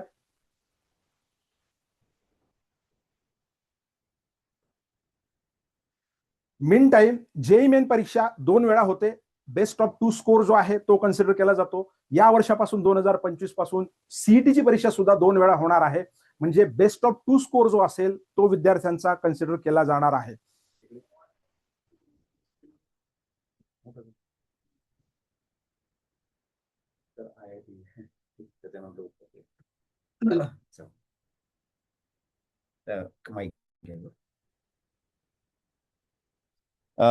Thank you very much sir. मला माहित आहे सरांचं एकदम म्हणजे जेवढा वेळ दिला बरोबर त्याच वेळेत सरांनी ते कम्प्लीट करण्याचा प्रयत्न केला. पण सरांचा काउन्सिलिंगचा आवाका खूप मोठा आहे. मला पालकांना विद्यार्थ्यांना सांगायचंय की थोडासा युट्यूब लाईव्हला प्रॉब्लेम आल्यामुळे झूम मीटिंग मध्ये आपल्याला जॉईन व्हावं लागलं. पण तुम्ही तुमच्या मित्रांना नातेवाईकांना सांगू शकता की झूम मीटिंग मध्ये तुम्ही जॉईन होऊन हाच वेबिनार कंटिन्यू करू शकताय. तर सरांच्या मार्गदर्शनाविषयी मी सांगत होतो की सरांनी खूप कमी वेळेमध्ये महाराष्ट्रातले आणि देशातले चांगले कॉलेजेस, त्यांची माहिती आणि त्यासाठी कुठल्या एंट्रन्सेस द्यावे लागतात याची माहिती दिलेली आहे. पण तरी सुद्धा याची अजून डिटेल माहिती, कारण सगळ्यांना माहित आहे की करिअर ऑपॉर्च्युनिटीज हा डिस्कस करण्यासाठी खूप मोठा विषय आहे. तो कमी वेळेत होत नाही. पण त्यामुळेच आपण सगळ्यांचे कॉन्टॅक्ट नंबर्स तुम्हाला या ठिकाणी दिले आहेत. तर सरांचा कॉन्टॅक्ट नंबर या ठिकाणी दिलेला आहे. अपेक्स करिअर काउन्सिलिंग इन्स्टिट्यूट म्हणून सरांचे आहे. 9800210551 हा सरांचा कॉन्टॅक्ट नंबर आहे. तर तुम्ही त्या कॉन्टॅक्ट नंबरवर सरांना संपर्क करून अजून डिटेल माहिती इंजिनिअरिंग आणि मेडिकल क्षेत्राबद्दल घेऊ शकता. तत्पूर्वी सरांचा निरोप घेण्यापूर्वी sir, thank you very much for coming in the साकार स्टुडिओ आणि या लाईव्ह वेबिनारला जॉईन करण्यासाठी आणि विद्यार्थ्यांना मार्गदर्शन करण्यासाठी साकार टीम कडून तुमचे खूप खूप धन्यवाद. धन्यवाद विद्यार्थी आणि पालक मित्रांनो. धन्यवाद साकार. थँक्यू. तर पुढच्या करिअर गायडन्स साठी मी इन्व्हाइट करत आहे श्री उन्हाळे सर यांना. तर सर आपल्यासोबत स्टुडिओमध्ये आलेले आहेत आणि मला सरांना या ठिकाणी इन्व्हाइट करायला खूप आनंद होतोय की सरांचा मेडिकल इंजिनिअरिंग व्यतिरिक्त अजून करिअर स्कोप. एकच मिनिट, सरांचं इंट्रोडक्शन, सरांची जी स्लाइड आहे. तर वेगवेगळे करिअर एक्सपर्ट एकाच प्लॅटफॉर्मवर बोलण्याचं अजून एक कारण आहे की विद्यार्थ्यांप्रती तळमळ असणारे जे करिअर काउन्सिलर्स आहेत त्यांच्या सोबत जोडण्याचा हा एक आमचा छोटासा प्रयत्न आहे. तसे बरेच जण करिअर काउन्सिलिंग क्षेत्रामध्ये खूप चांगलं काम करतायत. पण कमी वेळेमध्ये आम्हाला लवकरात लवकर कॉन्टॅक्ट करून जे अवेलेबल झाले त्यांना या पहिल्या पार्टमध्ये आपण इन्व्हाइट केलेलं आहे. तर त्यांपैकी एक श्री चंद्रकांत उन्हाळे सर. सर स्वतः एक COEP ग्रॅज्युएट आहेत, इंजिनियर आहेत सर स्वतः. पण BSNL मध्ये सर मोठ्या पदावर नोकरी करतायत आणि सोबतच एक छंद म्हणून करिअर काउन्सिलिंग करता करता आज सरांचं खूप मोठं नाव छत्रपती संभाजीनगर मध्ये आहे. आणि सरांबद्दल सांगण्यापेक्षा सर स्वतःच आता त्यांचं करिअर काउन्सिलिंगचं एक्सपर्टीज तुमच्या समोर सांगतील. सरांचा आजचा विषय आहे की MBBS आणि BDS साठी नीट मध्ये किती मार्क्स लागतात आणि भारतामध्ये गव्हर्नमेंट आणि प्रायव्हेट MBBSच्या किती सीट्स असतात आणि त्यांचे ऍडमिशन कशा पद्धतीने होतात आणि एंट्रन्स एक्झाम साठी कशा पद्धतीने तयारी करायचं आहे. सर तुम्ही कंटिन्यू करा. Yes, thank you sir, thank you. तर सेशन चालू करूयात आपण. यामध्ये आज जो मला विषय देण्यात आलेला आहे MBBS BDS साठी नीट मध्ये मार्क्स किती लागतात. या अगोदर सेशन स्टार्ट करण्या अगोदर MBBS नेमकं, कारण त्यांचे मुलं पण जॉईन असतील यामध्ये, तर MBBS हे एक्झॅक्टली काय. तर लॅक्स ऑफ स्टुडंट्स हे एक टार्गेट आहे, राईट. सर्व दरवर्षी नाही म्हणलं तरी 20 लाख प्लस मुलं हे MBBS साठी प्रिपरेशन करतात. आता या अगोदरच्या सेशन्स मध्ये तुम्ही खूप सारं ऐकलं की MBBS BDS सोडून अजून कोणते ऑप्शन्स आहेत. तर या सर्व कोर्सेस साठी एकमेव एक्झाम आहे ती NEET exam. NEET exam through तुम्ही MBBS BDS BMS BHMS BOMS then BNYS last year पासून एक नॅचरोपॅथी नावाचा कोर्स स्टार्ट झालेला आहे. त्यानंतर बीपीटीएच, बीएसएलपी, बीपीएनडो, बीओटीएच, तसेच महाराष्ट्रातले काही कोर्सेस आहेत त्यामध्ये सुद्धा तुम्ही नीट थ्रू ऍडमिशन घेऊ शकता. तर त्यामुळे नीट ही एक्झाम खूप महत्वाची आहे. इंडियामध्ये तुम्हाला जर डॉक्टर बनायचं असेल तर नीट एक्झाम कंपल्सरी आहे, हे लक्षात घ्या. तर एमबीबीएसचं ड्युरेशन हा 4.5 इयर्सचा असतो. यामध्ये 1 इयर इंटर्नशिप पण असते. तर असं म्हणून 5.5 वर्ष हा कोर्स चालतो. जरी टाइम कन्झ्युमिंग जरी असला तरी एक रिवॉर्डेड करिअर म्हणून बघितला जातं याच्याकडे. ओके, तर त्यामुळे या फील्डकडे जाण्याचा ओघ हा मुलांचा खूप जास्त आहे. यामध्ये तुम्हाला नीट एक्झाम थ्रू ऑल ओव्हर इंडियातले गव्हर्नमेंट, प्रायव्हेट तसेच डीम युनिव्हर्सिटीजला ऍडमिशन मिळते. तर ऍडमिशन तुम्हाला घ्यायचंय तर नीट एक्झाम साठी प्रिपेअर करतायत तर Chavan sir, Peshkar sir, Mahajan sir आहेत, थोरात सर आहेत, तर यांची टीम पण खूप छान आहे. तर ते तुम्हाला गाईड करतीलच की नीट मध्ये कसं क्वालिफाय व्हायचंय. आज मी तुम्हाला इथे सांगणार आहे की किती कॉलेजेस आहेत ऑल ओव्हर इंडियामध्ये, त्यानंतर सीट्स किती आहेत. तर ऑल ओव्हर इंडियामध्ये टोटल 700च्या वर कॉलेजेस झालेले आहेत. तर अगोदर खूप कमी होते, आता 700च्या वर कॉलेजेस आहेत. यामध्ये गव्हर्नमेंट, प्रायव्हेट, डीम युनिव्हर्सिटी सर्व इन्क्लूड आहेत. तर एक्झॅक्ट जर काउंट सांगायचा झाला तर ह्या मध्ये एक्झॅक्ट काउंट हा असा आहे, जे 3 डिसेंबरला एक सीट मॅट्रिक्स आलेला आहे. तर त्या सीट मॅट्रिक्स नुसार लेटेस्ट सीट मॅट्रिक्स आहे. तुम्ही जर एनएमसी ची वेबसाईट बघितली तर त्यानुसार तुम्हाला कमी सीट्स दाखवतील, पण लेटेस्ट सीट मॅट्रिक्स नुसार महाराष्ट्रामध्ये 42 गव्हर्नमेंट कॉलेजेस आहेत. लक्ष द्या, एमबीबीएस बद्दल बोलतोय मी. एमबीबीएस चे तुमचे 42 गव्हर्नमेंट कॉलेजेस आहेत. प्रायव्हेट कॉलेजेस 25 आहेत. गव्हर्नमेंटच्या सीट महाराष्ट्रामध्ये 6,817 सीट्स आहेत. ओके, आणि त्यानंतर प्रायव्हेटच्या सीट, ज्यामध्ये मी डीम युनिव्हर्सिटीच्या सीट कन्सिडर नाही केल्या कारण त्या ऑल इंडिया कोट्यातनं भरल्या जातात. तर प्रायव्हेटच्या सीट 3,599 असं मिळून 10,416 सीट्स महाराष्ट्रामध्ये एमबीबीएसच्या अवेलेबल आहेत. तर मग तुम्ही म्हणाल की प्रायव्हेट तर नकोय, आम्हाला गव्हर्नमेंटच हवंय. तर प्रायव्हेट मध्ये सुद्धा तुम्हाला कॅटेगरी कन्सेशन, तुमच्या इन्कम नुसार तुम्हाला फीस मध्ये सवलत मिळते. तर त्यामुळे बिंदास्त राहा. यामध्ये ऑल इंडियाचा जर काउंट बघायचा झाला तर 455 गव्हर्नमेंट कॉलेजेस आहेत ऑल ओव्हर इंडियामध्ये. त्यानंतर प्रायव्हेट कॉलेजेस 364च्या आसपास आहेत. त्यानंतर टोटल काउंट हा होतो 819 कॉलेजेस, राईट. ऑल ओव्हर इंडियामध्ये गव्हर्नमेंट, प्रायव्हेट, डीम युनिव्हर्सिटी म्हणून 819 कॉलेजेस होतात. त्यानंतर गव्हर्नमेंट सीट ह्या 63,683 गव्हर्नमेंट सीट्स ऑल ओव्हर इंडियामध्ये आहेत. त्यानंतर प्रायव्हेटच्या सीट्स या 65,343. असं टोटल जर काउंट बघायला गेलं तर 1,29,026 या टोटल सीट्स ऑल ओव्हर इंडियामध्ये अवेलेबल आहेत. मग आता हे करिअर योग्य आहे किंवा नाही आहे, सगळेजण तिकडेच चाललेत. माझं एक सजेशन असं आहे की तुम्ही ट्राय तरी करा. ओके, कारण बघा, नीट एक्झाम ही फक्त एमबीबीएस साठी नाहीये. नीट एक्झाम वर तुम्ही अदर कोर्सेसला सुद्धा अप्लाय करू शकता, ज्यामध्ये मी पुन्हा एकदा तुमच्या माहितीस्तव पुन्हा एकदा सांगतोय, MBBS, BDS, BMS, BHMS, BUMS, BNYS, BPTH, BSLP, बीपीएनडो, BOTH, BSc nursing, central institute ज्या आहेत त्याचे बीएससी नर्सिंग सुद्धा इथून होते. एम्स नर्सिंगची वेगळी एक्झाम असते. महाराष्ट्र स्टेट काउन्सिलिंग जे काही नर्सिंग साठी सीईटी सेल तर्फे एक एक्झाम होते. तर ऑल इंडियातले काही नर्सिंग कॉलेजेस असे आहेत की जे नीटचा स्कोर यूज करतात. त्यानंतर महाराष्ट्रामध्ये जर वेटरनरी सायन्सेसला तुम्हाला ऍडमिशन घ्यायचं असेल, बीबीएससी वेटरनरीला, तर नीट लागतंय. तर माझं सजेशन हे आहे की तुम्ही जरी एमबीबीएसचं टार्गेट जरी तुमचं असेल किंवा नसेल, दोन्ही केसमध्ये तुम्ही नीट एक्झाम ही द्यायलाच हवी. ओके, तर यामध्ये हे टोटल गव्हर्नमेंट कॉलेजेस हा यामध्ये काउंट आता इथे दिसतोय बघा. बीएमएस पण आहे, 22 गव्हर्नमेंट कॉलेजेस आणि 101 प्रायव्हेट कॉलेजेस. याच्यामध्ये हा काउंट वाढलेला आहे सध्या, कारण खूप सारे नवीन कॉलेजेस या वर्षी आलेले आहेत. त्यानंतर बीयूएमएस चे 3 कॉलेज, प्रायव्हेट 4 कॉलेजेस आहेत. बीएससी नर्सिंगचे कॉलेजेस हे गव्हर्नमेंट 5 आणि प्रायव्हेट कॉलेजेस 208 आहेत. बीपीटीएच 5 आणि 84 प्रायव्हेट कॉलेजेस.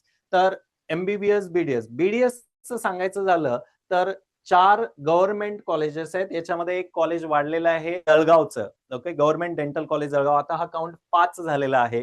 त्यानंतर प्रायव्हेट कॉलेजेस हे 24 असे मिळून टोटल 29 कॉलेजेस आहेत. एका कॉलेजला परमिशन अजून मिळालेलं नाहीये. मायनॉरिटीचं कॉलेज आहे ते अजून परमिशन मिळालेली नाहीये. जरी इथे 25 दिसत असेल तरी 24 टोटल कॉलेजेस आहेत. ओके, त्यानंतर यामध्ये तुम्हाला जर तुम्ही एमबीबीएस कंप्लीट केलं तर मग करिअर ऑपॉर्च्युनिटीज काय असतील? एमबीबीएस तर करायचंय आम्हाला, पण करिअर ऑपॉर्च्युनिटीज काय असतील? खूप जणांचा एकच प्रश्न असतो की सर खूप टाइम कन्झ्युमिंग आहे. पण माझं सजेशन हेच आहे की जेवढा वेळ तुम्ही एमबीबीएस मध्ये इन्व्हेस्ट करणार आहात तेवढंच पुढे करिअर अजून छान होणार आहे, हे लक्षात घ्या. यामध्ये आता एमबीबीएस नंतर तुम्हाला खूप सारे ऑप्शन्स आहेत. जॉब ऑपॉर्च्युनिटीज काय आहेत? कारण सर्वजण विचार करतात की सर हम कितना कमाएंगे. ओके, एमबीबीएस साठी आम्ही एवढा वेळ दिला तर आम्ही किती कमवाल? तर यामध्ये तुम्ही गव्हर्नमेंटच्या ज्या काही पीएचसी असतात, government medical colleges, government medical hospitals, तिथे तुम्ही ऍज अ मेडिकल ऑफिसर म्हणून वर्क करू शकता आणि छान पे स्केल असते. त्यानंतर सेकंड ऑप्शन आहे तुम्ही कॉलेजेसमध्ये प्रोफेसर किंवा रिसर्च लॅब मध्ये सुद्धा तुम्ही ऍज अ डॉक्टर म्हणून तिथं अपॉइंटमेंट होऊ शकते तुमची. तर त्यामुळे हे पण एक सेकंड ऑप्शन तुमच्याकडे अवेलेबल आहे. त्यानंतर नेक्स्ट ऑप्शन हे तुम्ही स्वतःचं क्लिनिक ओपन करू शकता किंवा प्रायव्हेट हॉस्पिटल्समध्ये सुद्धा जॉब करू शकता आणि पे स्केल खूप जास्त असते. डॉक्टरसाठी पे स्केल खूप जास्त असते. अब्रॉड पण एक छान ऑप्शन आहे. तर असे बरेच ऑप्शन्स तुम्हाला आफ्टर एमबीबीएस जो तुम्ही कोर्स कंप्लीट करणार आहात त्यानंतर खूप सारे ऑप्शन्स असतात. आता यामध्ये मग तुमचा नेक्स्ट पॉइंट म्हणजे डाऊट क्वेरी अशी असू शकते की सर आता हे तर तुम्ही सांगितलंय, पण यासाठी प्रिपरेशन कसं करावं? तर ही साकारची टीम तुम्हाला सांगेल की प्रिपरेशन कसं करावं. मी तुम्हाला कट ऑफ्स बद्दल बोलेल, त्यानंतर फी स्ट्रक्चर बद्दल बोलेल. तर ऍडमिशन काउन्सिलिंग मध्ये तुम्हाला एक लक्षात घ्यायचंय, तुमचे जेवढे मार्क्स जास्त असतील तेवढी फीस तुम्हाला कमी लागेल. लक्षात घ्या, हाय मार्क्स लो फीस, हे तुम्ही लक्षात ठेवायचंय. त्यानंतर जर तुमचे मार्क्स कमी असेल तर एमबीबीएस ला ऍडमिशन मिळेल, पण तुम्हाला हाय फीस लागेल.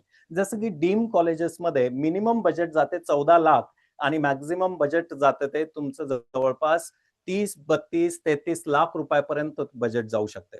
मग असे काही स्टेट्स आहेत की जिथे तुम्ही जर तुमच्याकडे पेइंग कॅपॅसिटी असेल तर तुम्ही ऍडमिशन एमबीबीएस साठी घेऊ शकता.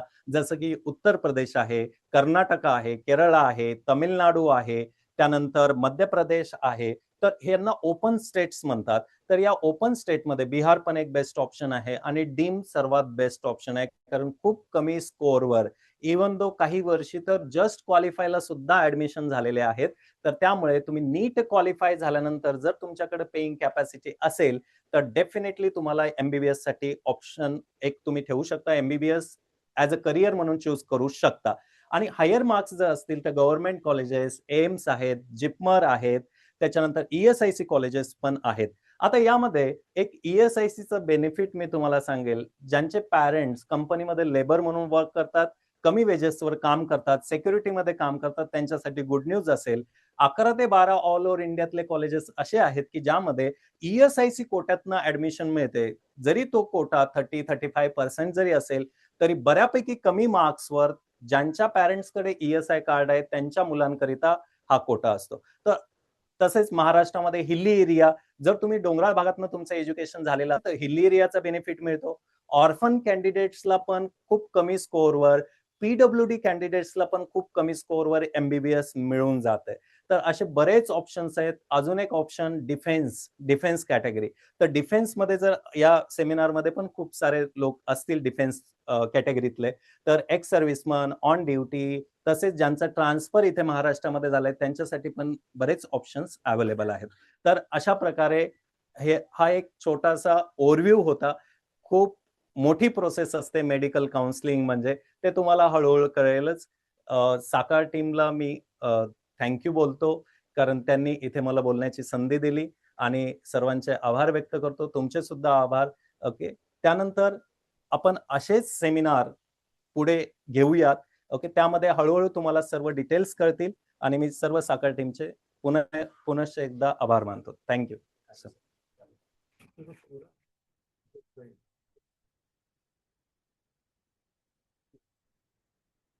थँक्यू उन्हाळे सर. मला खूप खूप मनापासून तुमचे धन्यवाद व्यक्त करावेसे वाटतात, क्योंकि बहुत शॉर्ट पीरियड में आपने कॉल के ऊपर हाँ बोल दिया, और हम सब लोगों को पता है कि आप ईगर रहते हो ये सारी चीजें करने के लिए.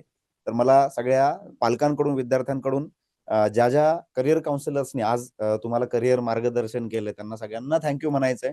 आणि सरांचं विशेष की सरांनी हे सगळे आकडे तुमच्यासाठी एकदम म्हणजे स्टडी करून, अभ्यास करून हे सगळे आकडे तुमच्या समोर ठेवलेले आहेत. पण तरी सुद्धा जसं सर म्हणाले की करिअर काउन्सिलिंग हे खूप मोठं काम आहे आणि खूप मोठी प्रोसेस असते एमबीबीएस ऍडमिशनसाठी लागणारे डॉक्युमेंट्स पासून तर शेवटी तुमच्या कॉलेजला शेवटचा फॉर्म भरेपर्यंतची सगळी प्रोसिजर ही खूप मोठी प्रोसेस आहे. तर उन्हाळे सर जे आहेत, सरांचा कॉन्टॅक्ट नंबर आणि स्क्रीनवर दिसतोय 8181919194. तुम्ही ह्या कॉन्टॅक्ट नंबरवर द गाईड करिअर इन्स्टिट्यूट म्हणून सरांचं इन्स्टिट्यूट आहे. तुम्ही सरांना पर्सनली व्हिजिट करून सगळी इत्यंभूत माहिती पुढच्या प्रोसेससाठी घेऊ शकता. तत्पूर्वी sir thank you very much for coming here. Okay. तर थोडस मला या करिअर सेमिनार मध्ये सगळ्यांना सांगायचंय की अजून काही प्रश्न आहेत बऱ्याच विद्यार्थ्यांचे, पालकांचे, की सर अजून काही करिअरच्या बाबतीत सांगता येईल का. तर MST-CET बद्दल एक प्रश्न होता. तर मला तुम्हाला सांगायचंय की आता थोड्या वेळापूर्वी कलंत्री सरांनी जे तुम्हाला सांगितलं, तर त्यातले जे महाराष्ट्रातले कॉलेजेस आहेत हे MST-CET मधून भरले जातात. महाराष्ट्रातले कॉलेजचे ऍडमिशन्स हे MST-CET मधून होतात. तर मला तुम्हाला सगळ्यांना सांगायचंय की जेई मेन्स, ऍडव्हान्स आणि MST-CET याची अजून डिटेल माहिती जर तुम्हाला घ्यायची असेल तर तुम्ही कोणत्याही करिअर काउन्सिलरशी संपर्क साधून ती घेऊ शकता. कारण आम्ही बिलीव्ह करतो, जसं साकारमध्ये विद्यार्थी नीट, JEE, CETची तयारी करण्यासाठी येतात, तर ती तयारी कशी करायची याच्या बाबतीमध्ये इत्यंभूत माहिती आम्ही तुमच्यापर्यंत पोहोचवतोय.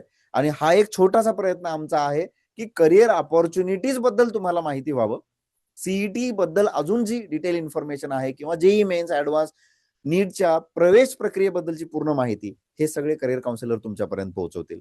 तर तत्पूर्वी हे जे मेडिकल आणि इंजिनिअरिंग याबद्दल तुम्ही आता 3 करिअर काउन्सिलर्स कडून ऐकलंय, तर हे 3 करिअर काउन्सिलर्सनी तुम्हाला जे मेडिकल इंजिनिअरिंग बद्दल सांगितलं ते सोडून सुद्धा इतर अजून कोणते करिअर ऑप्शन्स आहेत याबद्दल श्री कारले सर तुमच्याशी संवाद साधतील. पण सर आता थोड्या वेळात लवकर जॉईन करतील. तत्पूर्वी या मेडिकल आणि इंजिनिअरिंगची जी काही रियालिटी आहे, जो मी जसं या वेबिनारच्या सुरुवातीलाच तुम्हाला सगळ्यांना सांगितलं की होतं काय की आपण आपले जे मित्र आहेत त्यांना जास्त फॉलो करतो की मित्रांनी कुठे ऍडमिशन घेतलं, आमच्या क्लासमध्ये जे हुशार विद्यार्थी त्यांनी कुठे ऍडमिशन घेतलं, आमच्या वर्गातल्या हुशार विद्यार्थ्यांनी, म्हणून ते करिअर चूज केलेलं असतं. पण मला तुम्हाला सगळ्यांना सांगायचंय की काही फॅक्ट जे आहेत की मार्गदर्शन नसल्यामुळे विद्यार्थी असे काही करिअर चूज करतात. तर तसं होऊ नये यासाठी मला तुम्हाला काही आकडे दाखवायचे. जसं की नीट परीक्षा देणारे हे 20 लाख पेक्षा जास्त, म्हणजे 24 लाख कॅन्डिडेट 2024च्या परीक्षेला बसलेले होते. त्यानंतर जेई जे 2023 पर्यंत जर तुम्हाला सांगायचं झालं तर 7 ते 8 लाख विद्यार्थी, 9 लाख विद्यार्थी बसायचे. तर 2024 मध्ये 12 ते 14 लाख विद्यार्थी या परीक्षेला बसले होते. तर पालकांनो तुम्हाला हे आकडे कळावेत, कारण तुम्हाला ह्या आकड्यांविषयी जास्त प्रेम आहे मला माहित आहे. कारण आपला पाल्य कुठली परीक्षा देणार आहे, त्या परीक्षेची कॉम्पिटिशन काय आहे आणि त्या परीक्षेत काय काय गोष्टी होणार आहेत, तर ह्याविषयी सांगायचं आहे की 1,29,000 MBBS सीट जवळपास पूर्ण भारतामध्ये आहेत. आणि तशा IITच्या आणि महाराष्ट्रातल्या गव्हर्नमेंट कॉलेजच्या जर सीट बघितल्या तर ह्या चिक्कार आहेत. म्हणजे इंजिनिअरिंग बद्दल जर सांगायचं म्हटलं तर there is always a seat for engineer.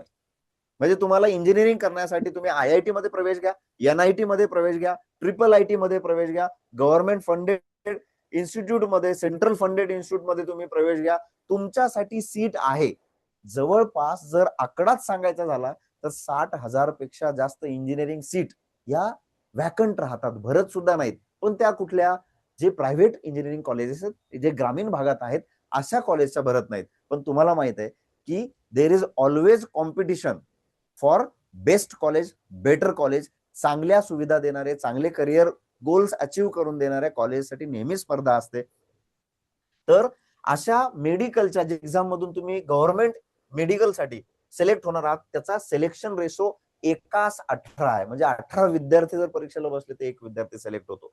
तसा IIT साठी 65 विद्यार्थी बसले तर एक विद्यार्थी सिलेक्ट होतो. म्हणजे ह्यूज त्याचा सगळ्यात कमी सिलेक्शन रेशो असा 1.2% आता कलंत्री सरांनी सांगितलं तुम्हाला. आणि महाराष्ट्रातले जे टॉप गव्हर्नमेंट कॉलेज आहेत तिथला 1:50 म्हणजे 50 विद्यार्थ्यांमधून एक विद्यार्थी गव्हर्नमेंट इंजिनिअरिंग कॉलेजला लागतो.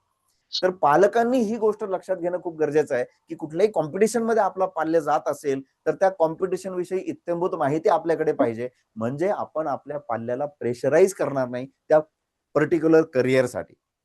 हा करिअर वेबिनार घेण्यापाठीमागे अजूनही कारण आहेत साकार टीमची, की आम्ही आता सध्याच्या विद्यार्थ्यांना हँडल करतोय 11वी-12वी मधल्या, हे खूप काळापासून हँडल करतोय. पण कोरोना नंतर विद्यार्थ्यांच्या हातात मोबाईल आले, करिअर ऑपॉर्च्युनिटीज भरपूर वाढल्या, पण विद्यार्थ्यांचा जो स्ट्रेस आहे, तणाव आहे, जे प्रेशर आहे, हे दिवसेंदिवस वाढत चाललंय. तर ते नेमकं कमी करण्यासाठी काय काय करता येईल याच्या बऱ्याच उपाययोजना आम्ही केलेल्या आहेत. आणि त्यापैकी हा एक आमचा इनिशिएटिव्ह की करिअर गायडन्स जर केला तर बऱ्यापैकी विद्यार्थी आणि पालक हे स्ट्रेस फ्री होतील आणि त्यांना इतर करिअरच्या बाबतीत माहिती भेटेल. Investment in your and returns. कारले सर आलेले असेल तर बोलून. अच्छा, त्याच्यामध्ये जॉईन होतो. तर मी कारले सरांबद्दल तुम्हाला सांगत होतो. पुढच्या स्लाइड नंतर कारले सर आपल्या सोबत ऑनलाईन जॉईन होत आहेत. तर कारले सर कृपया तुम्ही ऑनलाईन मार्गदर्शन विद्यार्थ्यांना करावं. झूम मीटिंग मध्ये सर अवेलेबल आहेत. सर नमस्कार, welcome to this online webinar. नमस्कार सर. पहिले साकार टीमचं मी खरं धन्यवाद मानतो. सर तुमचा आवाज येत नाहीये. हा, आता येतोय सर. Hello hello. सर नमस्कार. पहिले साकार टीमचं मी खरंच धन्यवाद मानतो. त्यांनी विद्यार्थी आणि पालकांसाठी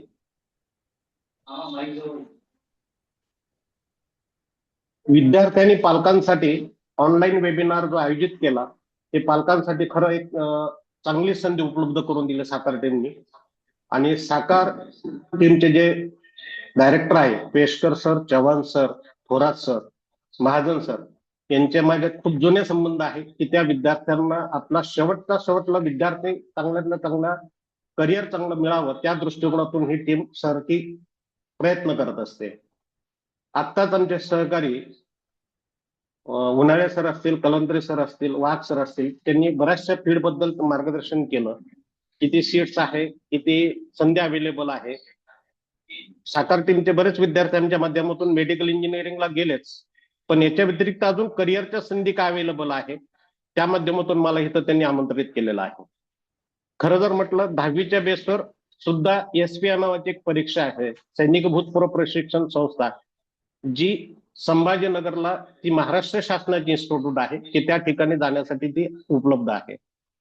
एक 10वीच्या बेसवर आहे. सेंट्रल गव्हर्नमेंटचे इन्स्टिट्यूट आहे, CPET आहे, IJ इंडो जर्मन आहे, यांच्या परीक्षा देऊ शकतात. पण बेटर वे डिप्लोमा लेवलवर करण्यापेक्षा मग 11वी-12वी सायन्स किंवा अदर फील्ड जायचं असेल तर त्या दृष्टिकोनातून तर आपल्याला काय करता येईल.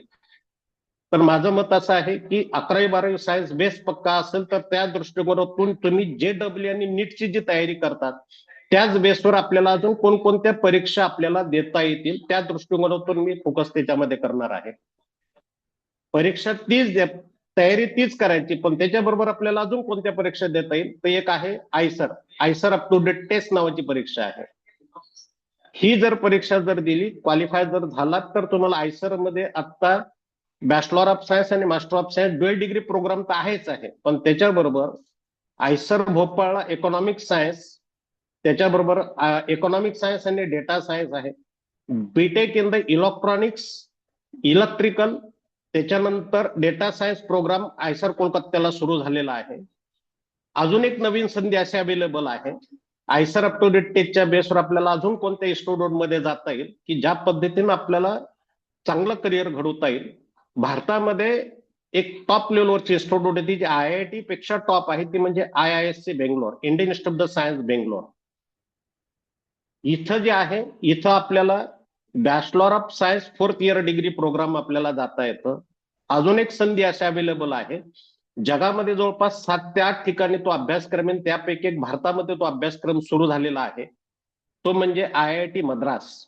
या ठिकाणी बॅचलर ऑफ सायन्स आणि मेडिकल सायन्स इंजिनिअरिंग टेक्नॉलॉजी. इथं खरं जर म्हटलं तर मेडिकल आणि इंजिनिअरिंगचं कॉम्बिनेशन येणाऱ्या काळामध्ये आता बऱ्याच ठिकाणी आपण ऍडव्हर्टाइजमेंट बघतो मेडिकल इंडस्ट्रीमध्ये रोबोटिकच्या माध्यमातून ऑपरेशन होतंय. आता येणाऱ्या काळामध्ये आर्टिफिशियल इंटेलिजन्सच्या माध्यमातून सुद्धा मेडिकल फील्डमध्ये उतरत आहे. तर त्या दृष्टिकोनातून हा अभ्यासक्रम डिझाईन करण्यात आलेला आहे. हा रिसर्च ओरिएंटेड आहे. फॉर एक्झाम्पल जर बघितलं तर त्याच्यामध्ये एक पार्ट आहे चिप ऑर्गन. काय आहे कन्सेप्ट? म्हणजे शरीरामध्ये एक चिप कंडक्टर बसवल्यानंतर त्याचं कंट्रोलिंग सिस्टीम त्या इलेक्ट्रॉनिक सिस्टीम मध्ये असतं. ते एक टेक्नॉलॉजी भारतात मेडिकल इंडस्ट्रीमध्ये ते आयसर अप टू डेट टेस्टच्या बेसवर IIT मध्ये आपल्याला जाता येतं. हे एक IISER up to date test आहे. त्याच्यानंतर जर आपण याच्या व्यतिरिक्त अजून नेक्स्ट परीक्षा नॅशनल एंट्रन्स स्क्रीनिंग टेस्ट ही रिसर्च ओरिएंटेड आहे. आता एक महत्वाचं थोडस वेगळी परीक्षा मी सांगतो तुम्हाला, ती आहे CUET central university entrance test. ही परीक्षा इम्पॉर्टंट का आहे? याचं कारण असं आहे, general up to date test आणि इंग्रजी हे पेपर असतात, कंपल्सरी घ्यावं विद्यार्थ्यांनी.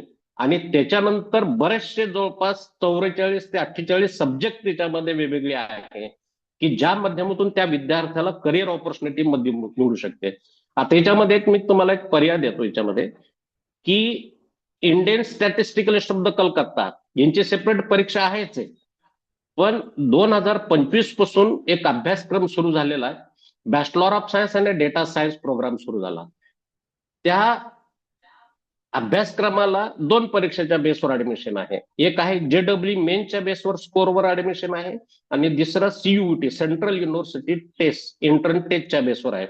पण त्या टेस्टसाठी 2 सब्जेक्ट फार आवश्यक त्या परीक्षेसाठी, ते म्हणजे इंग्लिश आणि मॅथमॅटिक्स.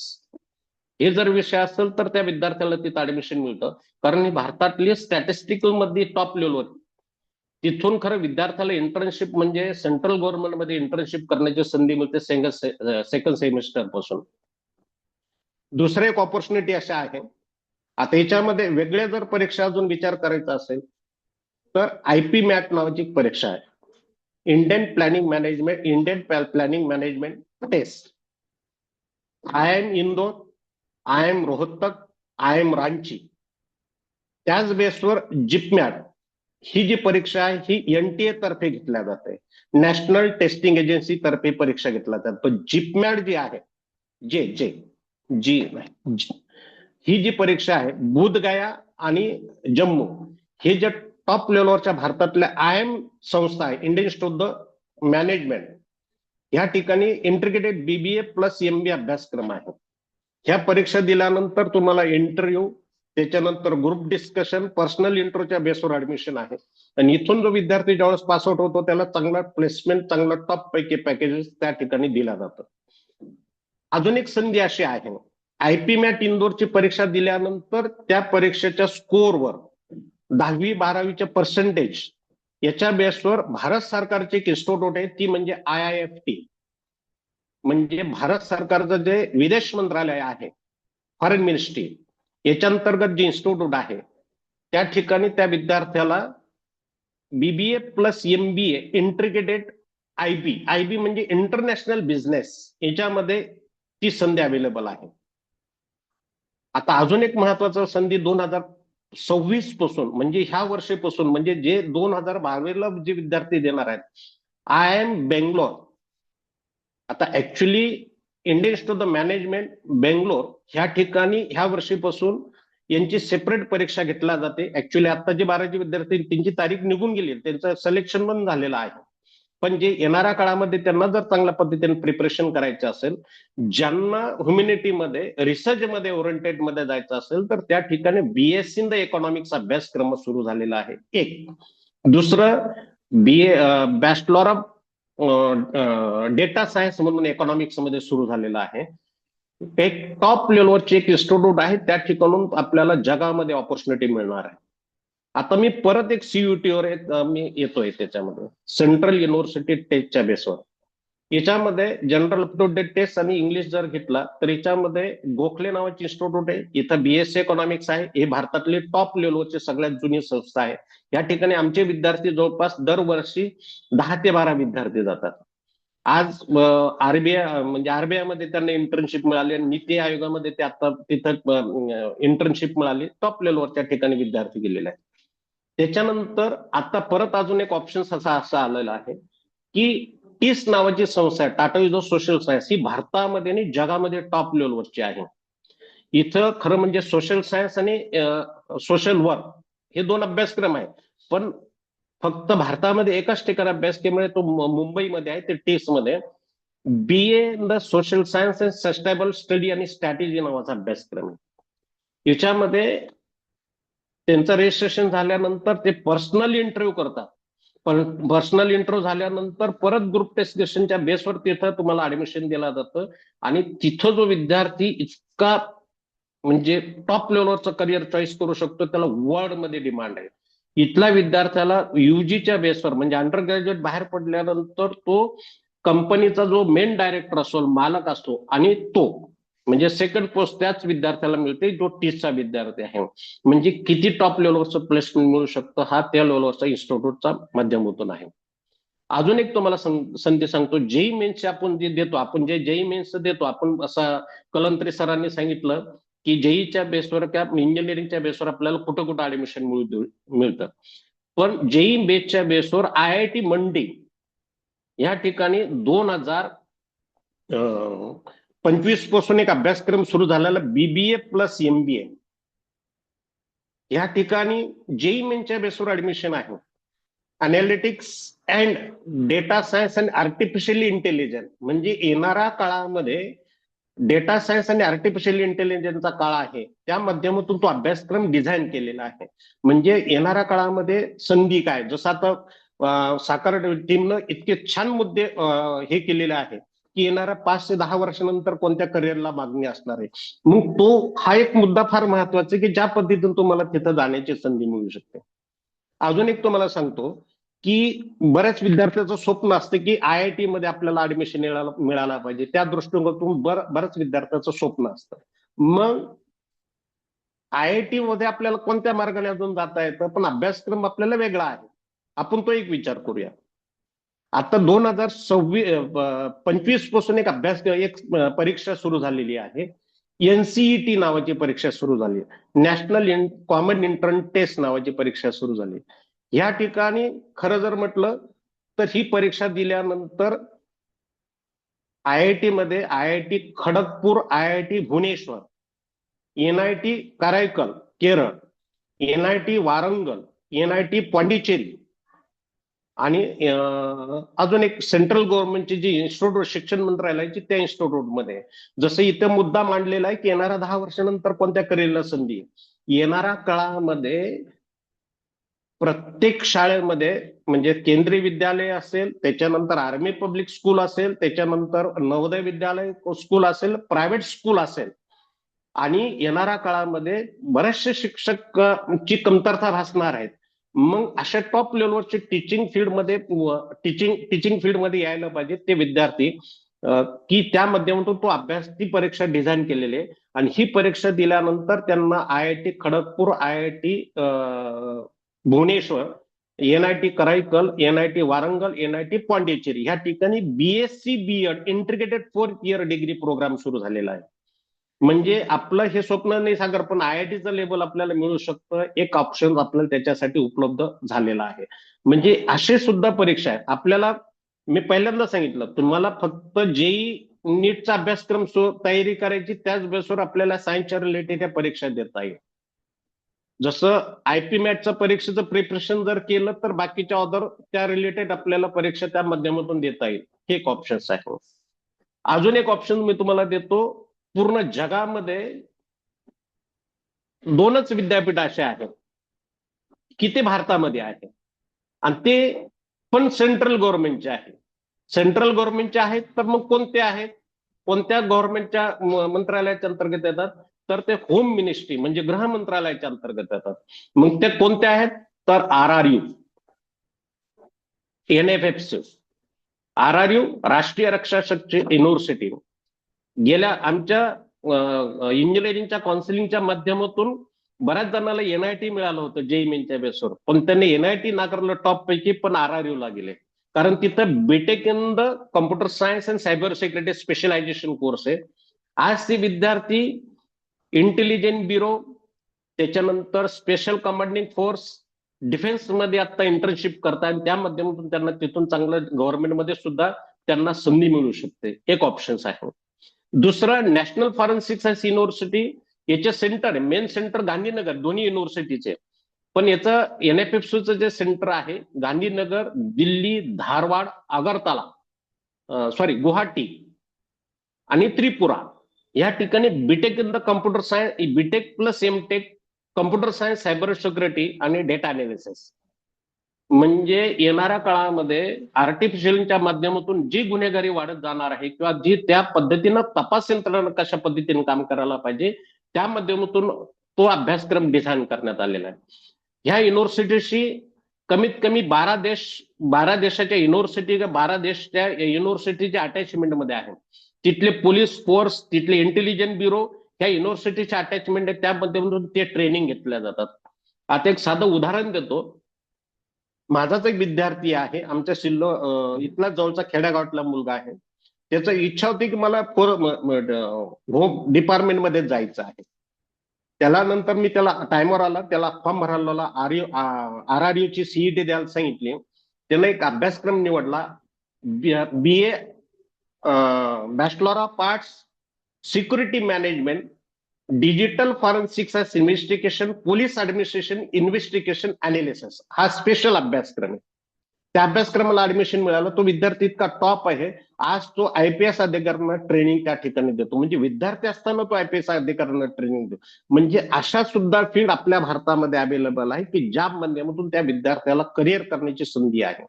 आता फॉर एक्झाम्पल बरेच विद्यार्थी म्हणतात की ED काय आहे, ED मध्ये जायचं असेल कशा माध्यमातून. मग त्याच पद्धतीने एक अभ्यासक्रम नॅशनल फॉरेन्सिक सायन्स युनिव्हर्सिटीने एक अभ्यासक्रम डिझाईन केलेला आहे, BBA plus MBA accounting fraud investigation आणि फायनान्शियल इन्व्हेस्टिगेशन अनालिसिस. म्हणजे मोठमोठाले आर्थिक घोटाळे होतात ते कशा पद्धतीने उघडकीस आणायचं, हे त्याच्या रिलेटेड अभ्यासक्रम सुरू करण्यात आलेला. अजून एक मला एक महत्वाचं सांगितलं, त्याच्यात एक नेव्हीचा एक ऑप्शन होतं, इंडियन नेव्हीचं, इंडियन मरीटाईम युनिव्हर्सिटी चेन्नई. इथं marine engineering, marine architecture engineering, marine oceanography engineering, BSc in the nautical science, BSc in the nautical science अभ्यासक्रम आहे. पण त्याच्याच बरोबर एक अभ्यासक्रम जो आहे BBA मरीटाईम लॉजिस्टिक्स अप्रेंटिसशिप आणि कॉमर्स, आणि दुसरा आहे BBA logistic retailing and commerce. आता एक लक्षात घ्या सर, विद्यार्थी मित्रांनो, पालकांनो, आता भारत सरकारने महाराष्ट्रामध्ये डहाणू, पोरबंदर, त्याच्यानंतर मरीटाईम शिपिंग यार्ड, त्याच्यानंतर आता वाढवण बंदराचं तुम्हाला त्या ठिकाणी डिक्लेरेशन केलं. म्हणजे लॉजिस्टिक मध्ये, ट्रान्सपोर्टेशन मध्ये येणारा काळ किती संधी उपलब्ध करून देणार आहे हे लक्षात घ्या. म्हणजे त्या माध्यमातून एक करिअरच्या संधी अवेलेबल आहे. अजून एक तुम्हाला एक संधी याच्यामध्ये देतो की ह्याच माध्यमातून CUTच्या बेसवर झालं. सर 2 मिनिटं घेतो मी, हो कारण टायमाचं लिमिट आहे, थोडंसं माझ्याकडे वेळेचं खूप बंधन खजिना आहे. याच्यासाठी. पण सर खूप छान माहिती सगळ्या पालकांना भेटते असं मला वाटतंय. तुम्ही 2 मिनिटं कंटिन्यू करा हा सर. हा आता एक शेवटचं एक संधी सांगतो, म्हणजे ट्रान्सपोर्टेशन लॉजिस्टिक मध्ये सायन्सच्या विद्यार्थ्यांना काय ऑपॉर्च्युनिटी असू शकते. Rajiv Gandhi national aviation university एक युनिव्हर्सिटी आहे. या ठिकाणी म्हणजे एव्हिएशन म्हणजे एअरलाईन मध्ये जायचं असेल तर त्या दृष्टिकोनाने ही युनिव्हर्सिटी टॉप लेवलवरची, कारण एव्हिएशन मंत्रालयाची युनिव्हर्सिटी आहे. या ठिकाणी एअर कार्गोच्या रिलेटेड अभ्यासक्रम त्या ठिकाणी दिलेला आहे. आणि शेवटचं ऑप्शन देतो जिथं JEE मेनच्या बेसवर जे जोसा आणि CSAPच्या माध्यमातून त्या विद्यार्थ्याला ऍडमिशन दिलं जातं, ते BTech in the aviation in cargo technology एक ऑप्शन आहे. दुसरं गतिशक्ती विश्वविद्यालय जे जगामध्ये फक्त भारतामध्ये आहे ते म्हणजे रेल्वेचं विद्यापीठ. त्या ठिकाणी आमचे दरवर्षी 4 ते 5 विद्यार्थी जातात जोस आणि सीसॅपच्या माध्यमातून. त्या ठिकाणी आपल्याला चांगली संधी मिळते. म्हणजे अशा माध्यमातून आमच्याकडं सगळ्या बाकीच्या व्हर्च्युअल करिअर म्हणजे ऑपॉर्च्युनिटी आमच्याकडे मिळतात की ज्या पद्धतीने आम्ही विद्यार्थ्याला देण्याचा प्रयत्न करतो. आणि जी साकार टीम जी करते टॉपच्या टॉप विद्यार्थी तर शेवटच्या तळागाळातल्या विद्यार्थ्याला कसं टॉप करिअर मिळू शकतं हा जो तुमचा उद्देश आहे तो खरंच साकार त्या माध्यमातून ते नावच त्या पद्धतीनं ते शोभनीय ठेवलेलं साकार असं. म्हणजे विद्यार्थ्याला साकार करणं हे तुमचं खरं ध्येय यशपूर्तीकडे नेऊ शकते. मला साकार टीम मध्ये मला इथं आमंत्रित केलं त्याबद्दल मी खरंच सर्वांचे धन्यवाद देतो. आणि काही शंका असेल तुम्ही माझा नंबर दिलेला आहे तिथं तुम्ही मला कॉन्टॅक्ट करू शकतात कधी पण मी अवेलेबल आहे. आणि खास करून फक्त जे अनाथ आणि अपंग आहे त्या विद्यार्थ्यांना माझ्याकडून फ्री सगळ्या गोष्टी आम्ही देत असतो. यावर्षीच माझे 5 अपंग विद्यार्थी चांगल्या टॉप मेडिकल कॉलेजला गेलेले, IIT ला गेलेले आहे, एम्स ला गेलेले आहे. धन्यवाद परत एकदा सर्वांचे टीमचे धन्यवाद. थँक्यू कारले सर. मीटिंग मध्ये असणाऱ्या सगळ्या विद्यार्थी आणि पालकांच्या तर्फे मी तुमचं खूप धन्यवाद व्यक्त करतो सर. कारण बरेच कोर्सेस आता ऐकलेले म्हणजे आम्ही टीचिंग फील्ड मध्ये असून सुद्धा ह्या कोर्सेस बद्दल आम्हाला सुद्धा तेवढी माहिती नाही आहे. तर तुम्ही ते म्हणजे इतक्या सहजतेनं विद्यार्थ्यांना सांगता आणि दरवर्षी तुमचे विद्यार्थी त्या ठिकाणी सिलेक्ट होतात. तर कारले सरांचा नंबर स्क्रीनवर या ठिकाणी आहे 9370139958. तर मला सगळ्या विद्यार्थी पालकांना सांगायचं आहे की ही जी स्लाइड आता सर जसे सांगत होते तसं अजून काही कोर्सेसची भर आपण याच्यामध्ये टाकली आहे. तर सगळ्यांनी या स्लाइडचा एक स्क्रीनशॉट स्वतःकडे संग्रहित ठेवावा जेणेकरून तुम्हाला जर ह्या कोर्सेस बद्दल अजून काही माहिती हवी असेल तर तुम्ही कारले सरांना फोन करून विचारू शकता किंवा साकार टीमलाही फोन करू शकता. आमच्या मार्फत आम्ही कारले सरांशी तुमचा संपर्क करून देऊ. तर थँक्यू कारले सर. परत एकदा सगळे जे करिअर एक्सपर्ट मी ज्यांना म्हणेल ते आज या स्टुडिओमध्ये आमच्या सोबत हजर राहिले, या लाईव्ह वेबिनार मध्ये हजर राहिले त्याबद्दल साकार टीम कडून मी सगळ्यांचे खूप खूप धन्यवाद या ठिकाणी व्यक्त करतो. मी सगळ्यांना या ठिकाणी एका स्क्रीन मध्ये घेण्याचा प्रयत्न करतोय. तसे सगळेजण बसणार नाहीत. महाजन सर, थोरात सर सुद्धा आपल्या सोबत या ठिकाणी आहेत. तर मला असं वाटतं की कारले सर तुम्ही सुद्धा आमच्या सोबतच आहात असं मला वाटतं. आणि कलंत्री सर सुद्धा थोड्या वेळासाठी का होईना पण सरांनी खूप चांगला वेळ दिला, विद्यार्थ्यांना चांगलं गायडन्स केलं. तर मला या ठिकाणी पूर्ण या टीम कडून सगळ्यांना धन्यवाद व्यक्त करायचे की तुम्ही खरंच करिअरसाठी जागरूक आहात, जागरूक पालक आहात. आणि मला असं वाटतं की जोपर्यंत अशा पद्धतीचे सेशन्स होणार नाहीत तोपर्यंत आपल्या आजूबाजूला करिअर बद्दल, चांगल्या संधींबद्दल अवेअरनेस क्रिएट होणार नाही. आणि तुम्ही लोक सगळे ते काम करतायत त्यामुळे साकार टीम कडून तुमचे खूप खूप धन्यवाद. परत पुनश्च एकदा पेशकर सर बोलतायत. तर सगळ्यात आधी तर संतोष कारले सर, उन्हाळे सर, वाघ सर आणि कलंत्री सर यांना आम्ही सगळे साकार टीम कडून धन्यवाद म्हणतो. आणि ते नेहमीच म्हणजे मुलांसाठी रेडी असतात. तर अजून एक मला सांगायचं होतं की हे असे सेशन्स आपण अजून पण घेणार आहोत. आता ह्याच्या पुढचे सेशन डिटेलमध्ये राहतील. म्हणजे MBBS एक डिटेल व्हिडिओ राहील आणि वर्गात पण डिटेल सेशन होईल. त्याच्यामध्ये एकदा फॉर्म कसा भरायचा, काय चुका अवॉइड करायच्या किंवा जेव्हा नीट होईल त्याच्यानंतर लगेच एक सेशन घेणार आहे आपण की आता जे आपण फॉर्म भरतो किंवा कॉलेज सिलेक्शन असतं तेव्हा इंजिनिअरिंगचं असेल किंवा अजून बरेच असे असतात फील्ड्स त्याची प्रॉपर डिटेल माहिती आपल्याला नसते. आणि मी तर म्हणेल की मुलांना की तुम्ही इथून पुढे रिस्क घेऊच नका स्वतः फॉर्म भरायची, कारण की चुका होतात. कारण की इतक्या छोट्या छोट्या गोष्टी असतात, रिझर्वेशनच्या प्रॉब्लेम असतात, सर्टिफिकेटचे प्रॉब्लेम असतात जे आपल्याला माहित नसतात. तो काळ गेला आता खूप अपडेट राहावं लागतं आपल्याला. आणि ह्या अपडेट्स ही तज्ज्ञ लोक, ही एक्सपर्ट लोक रेग्युलरली घेत असतात. त्यांची एक टीम आहे हे सगळं बघण्यासाठी. तर माझी अशी विनंती आहे की तुम्हाला जर कुठलाही फॉर्म भरायचा असेल तर ऍटलीस्ट गायडन्स घ्या. फॉर्म तुम्हीच भरा पण गायडन्स घ्या ना. यांच्या ऑफिसमध्ये जा, चौघांचे ऑफिस म्हणजे उन्हाळे सरांचं असेल द गाईड, आपल्या वाघ सरांचं असेल अस्पायर आणि कलंत्री सरांचं अपेक्षा आहे आणि कारले सर स्वतः मार्गदर्शन करतात. त्यांची नंबर्स आम्ही स्क्रीनवर दाखवली होती आणि डिस्क्रिप्शन मध्ये लिंक मध्ये सुद्धा आम्ही टाकणार आहोत. आणि त्या व्यतिरिक्त मी असं म्हणत नाही की फक्त हे 4च आहेत. संभाजीनगरमध्ये अजून खूप सुंदर आणि चांगले एक्सपर्ट तज्ज्ञ काउन्सिलर्स आहेत. ह्याचा आम्हाला पण एक आधार वाटतो शिक्षकांना कारण की आम्ही जेव्हा शिकवतो आम्हाला असं वाटतं की विद्यार्थ्यांना पुढचं मार्गदर्शन चांगलं भेटलं पाहिजे. तर ह्या चौघांसोबत अजून बरेच मार्ग काउन्सिलर्स आहेत जे खूप छान काम करतायत आणि सगळं एक इकोसिस्टम छान झालेलं आहे.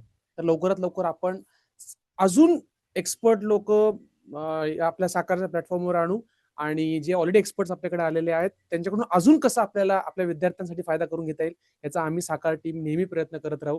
तर यांचे अजून इंडिव्हिज्युअल सेशन सुद्धा आपण ठेवणार आहोत. ते सुद्धा तुम्ही जॉईन करा अशी तुम्हाला विनंती आहे. ठीक आहे. तर सगळ्यांना थँक्यू. तुम्हाला एक शब्द शेवटचा बोलायचा असेल तर. त्यांनी सर्वांना ऑल द बेस्ट म्हणेल मी. आणि अपडेटेड राहा, मिस्टेक्स करू नका. परत एकदा साकार टीमचे खूप खूप आभार. खूप चांगला प्लॅटफॉर्म आणि खूप चांगली संधी त्यांनी या ठिकाणी उपलब्ध करून दिली. अर्थात याचा फायदा हा विद्यार्थ्यांना व्हावा, त्यांच्या पालकांना व्हावा, निर्णय घेण्यासाठी त्यांना थोडं मार्गदर्शन मिळावं म्हणून हा एक सेशन त्यांनी अरेंज केला.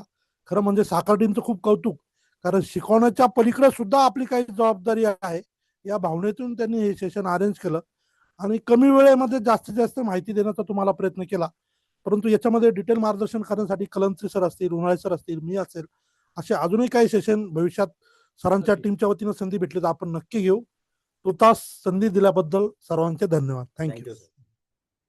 तर एकदा माझ्यासोबत सर आणि डॉक्टर प्रवीण महाजन सर आहेत, थोरात सर आहेत, या सर. तर त्यांचे सुद्धा आभार की त्यांनी पूर्ण बॅकग्राऊंड म्हणजे जे पूर्ण मॅनेजमेंट असतं गेस्ट सोबत बसणे, त्यांची हॉस्पिटॅलिटी असेल किंवा सगळं मॅनेजमेंट असेल ती सगळी आमची टीम करत होती. आम्ही 4ही डायरेक्टर इथे असतो, सोबत असतो आणि विद्यार्थ्यांसाठी आणि पालकांसाठी नेहमी अवेलेबल असतो. त्यांच्या शंका असतील गायडन्ससाठी, आम्ही करू शकत नसेल गायडन्स तर आम्ही एक्सपर्ट्स आणू शकतो. हे सगळं विद्यार्थ्यांसाठी साकार टीम आणि आमची पूर्ण टीम ही 50 लोकांची टीम आहे. ती सदैव विद्यार्थ्यांच्या हितासाठी, क्वालिटी एज्युकेशनसाठी, कन्सिस्टंट रिझल्टसाठी आम्ही काम करत असतो. काम करत राहू हा शब्द देतो आणि थांबतो. धन्यवाद.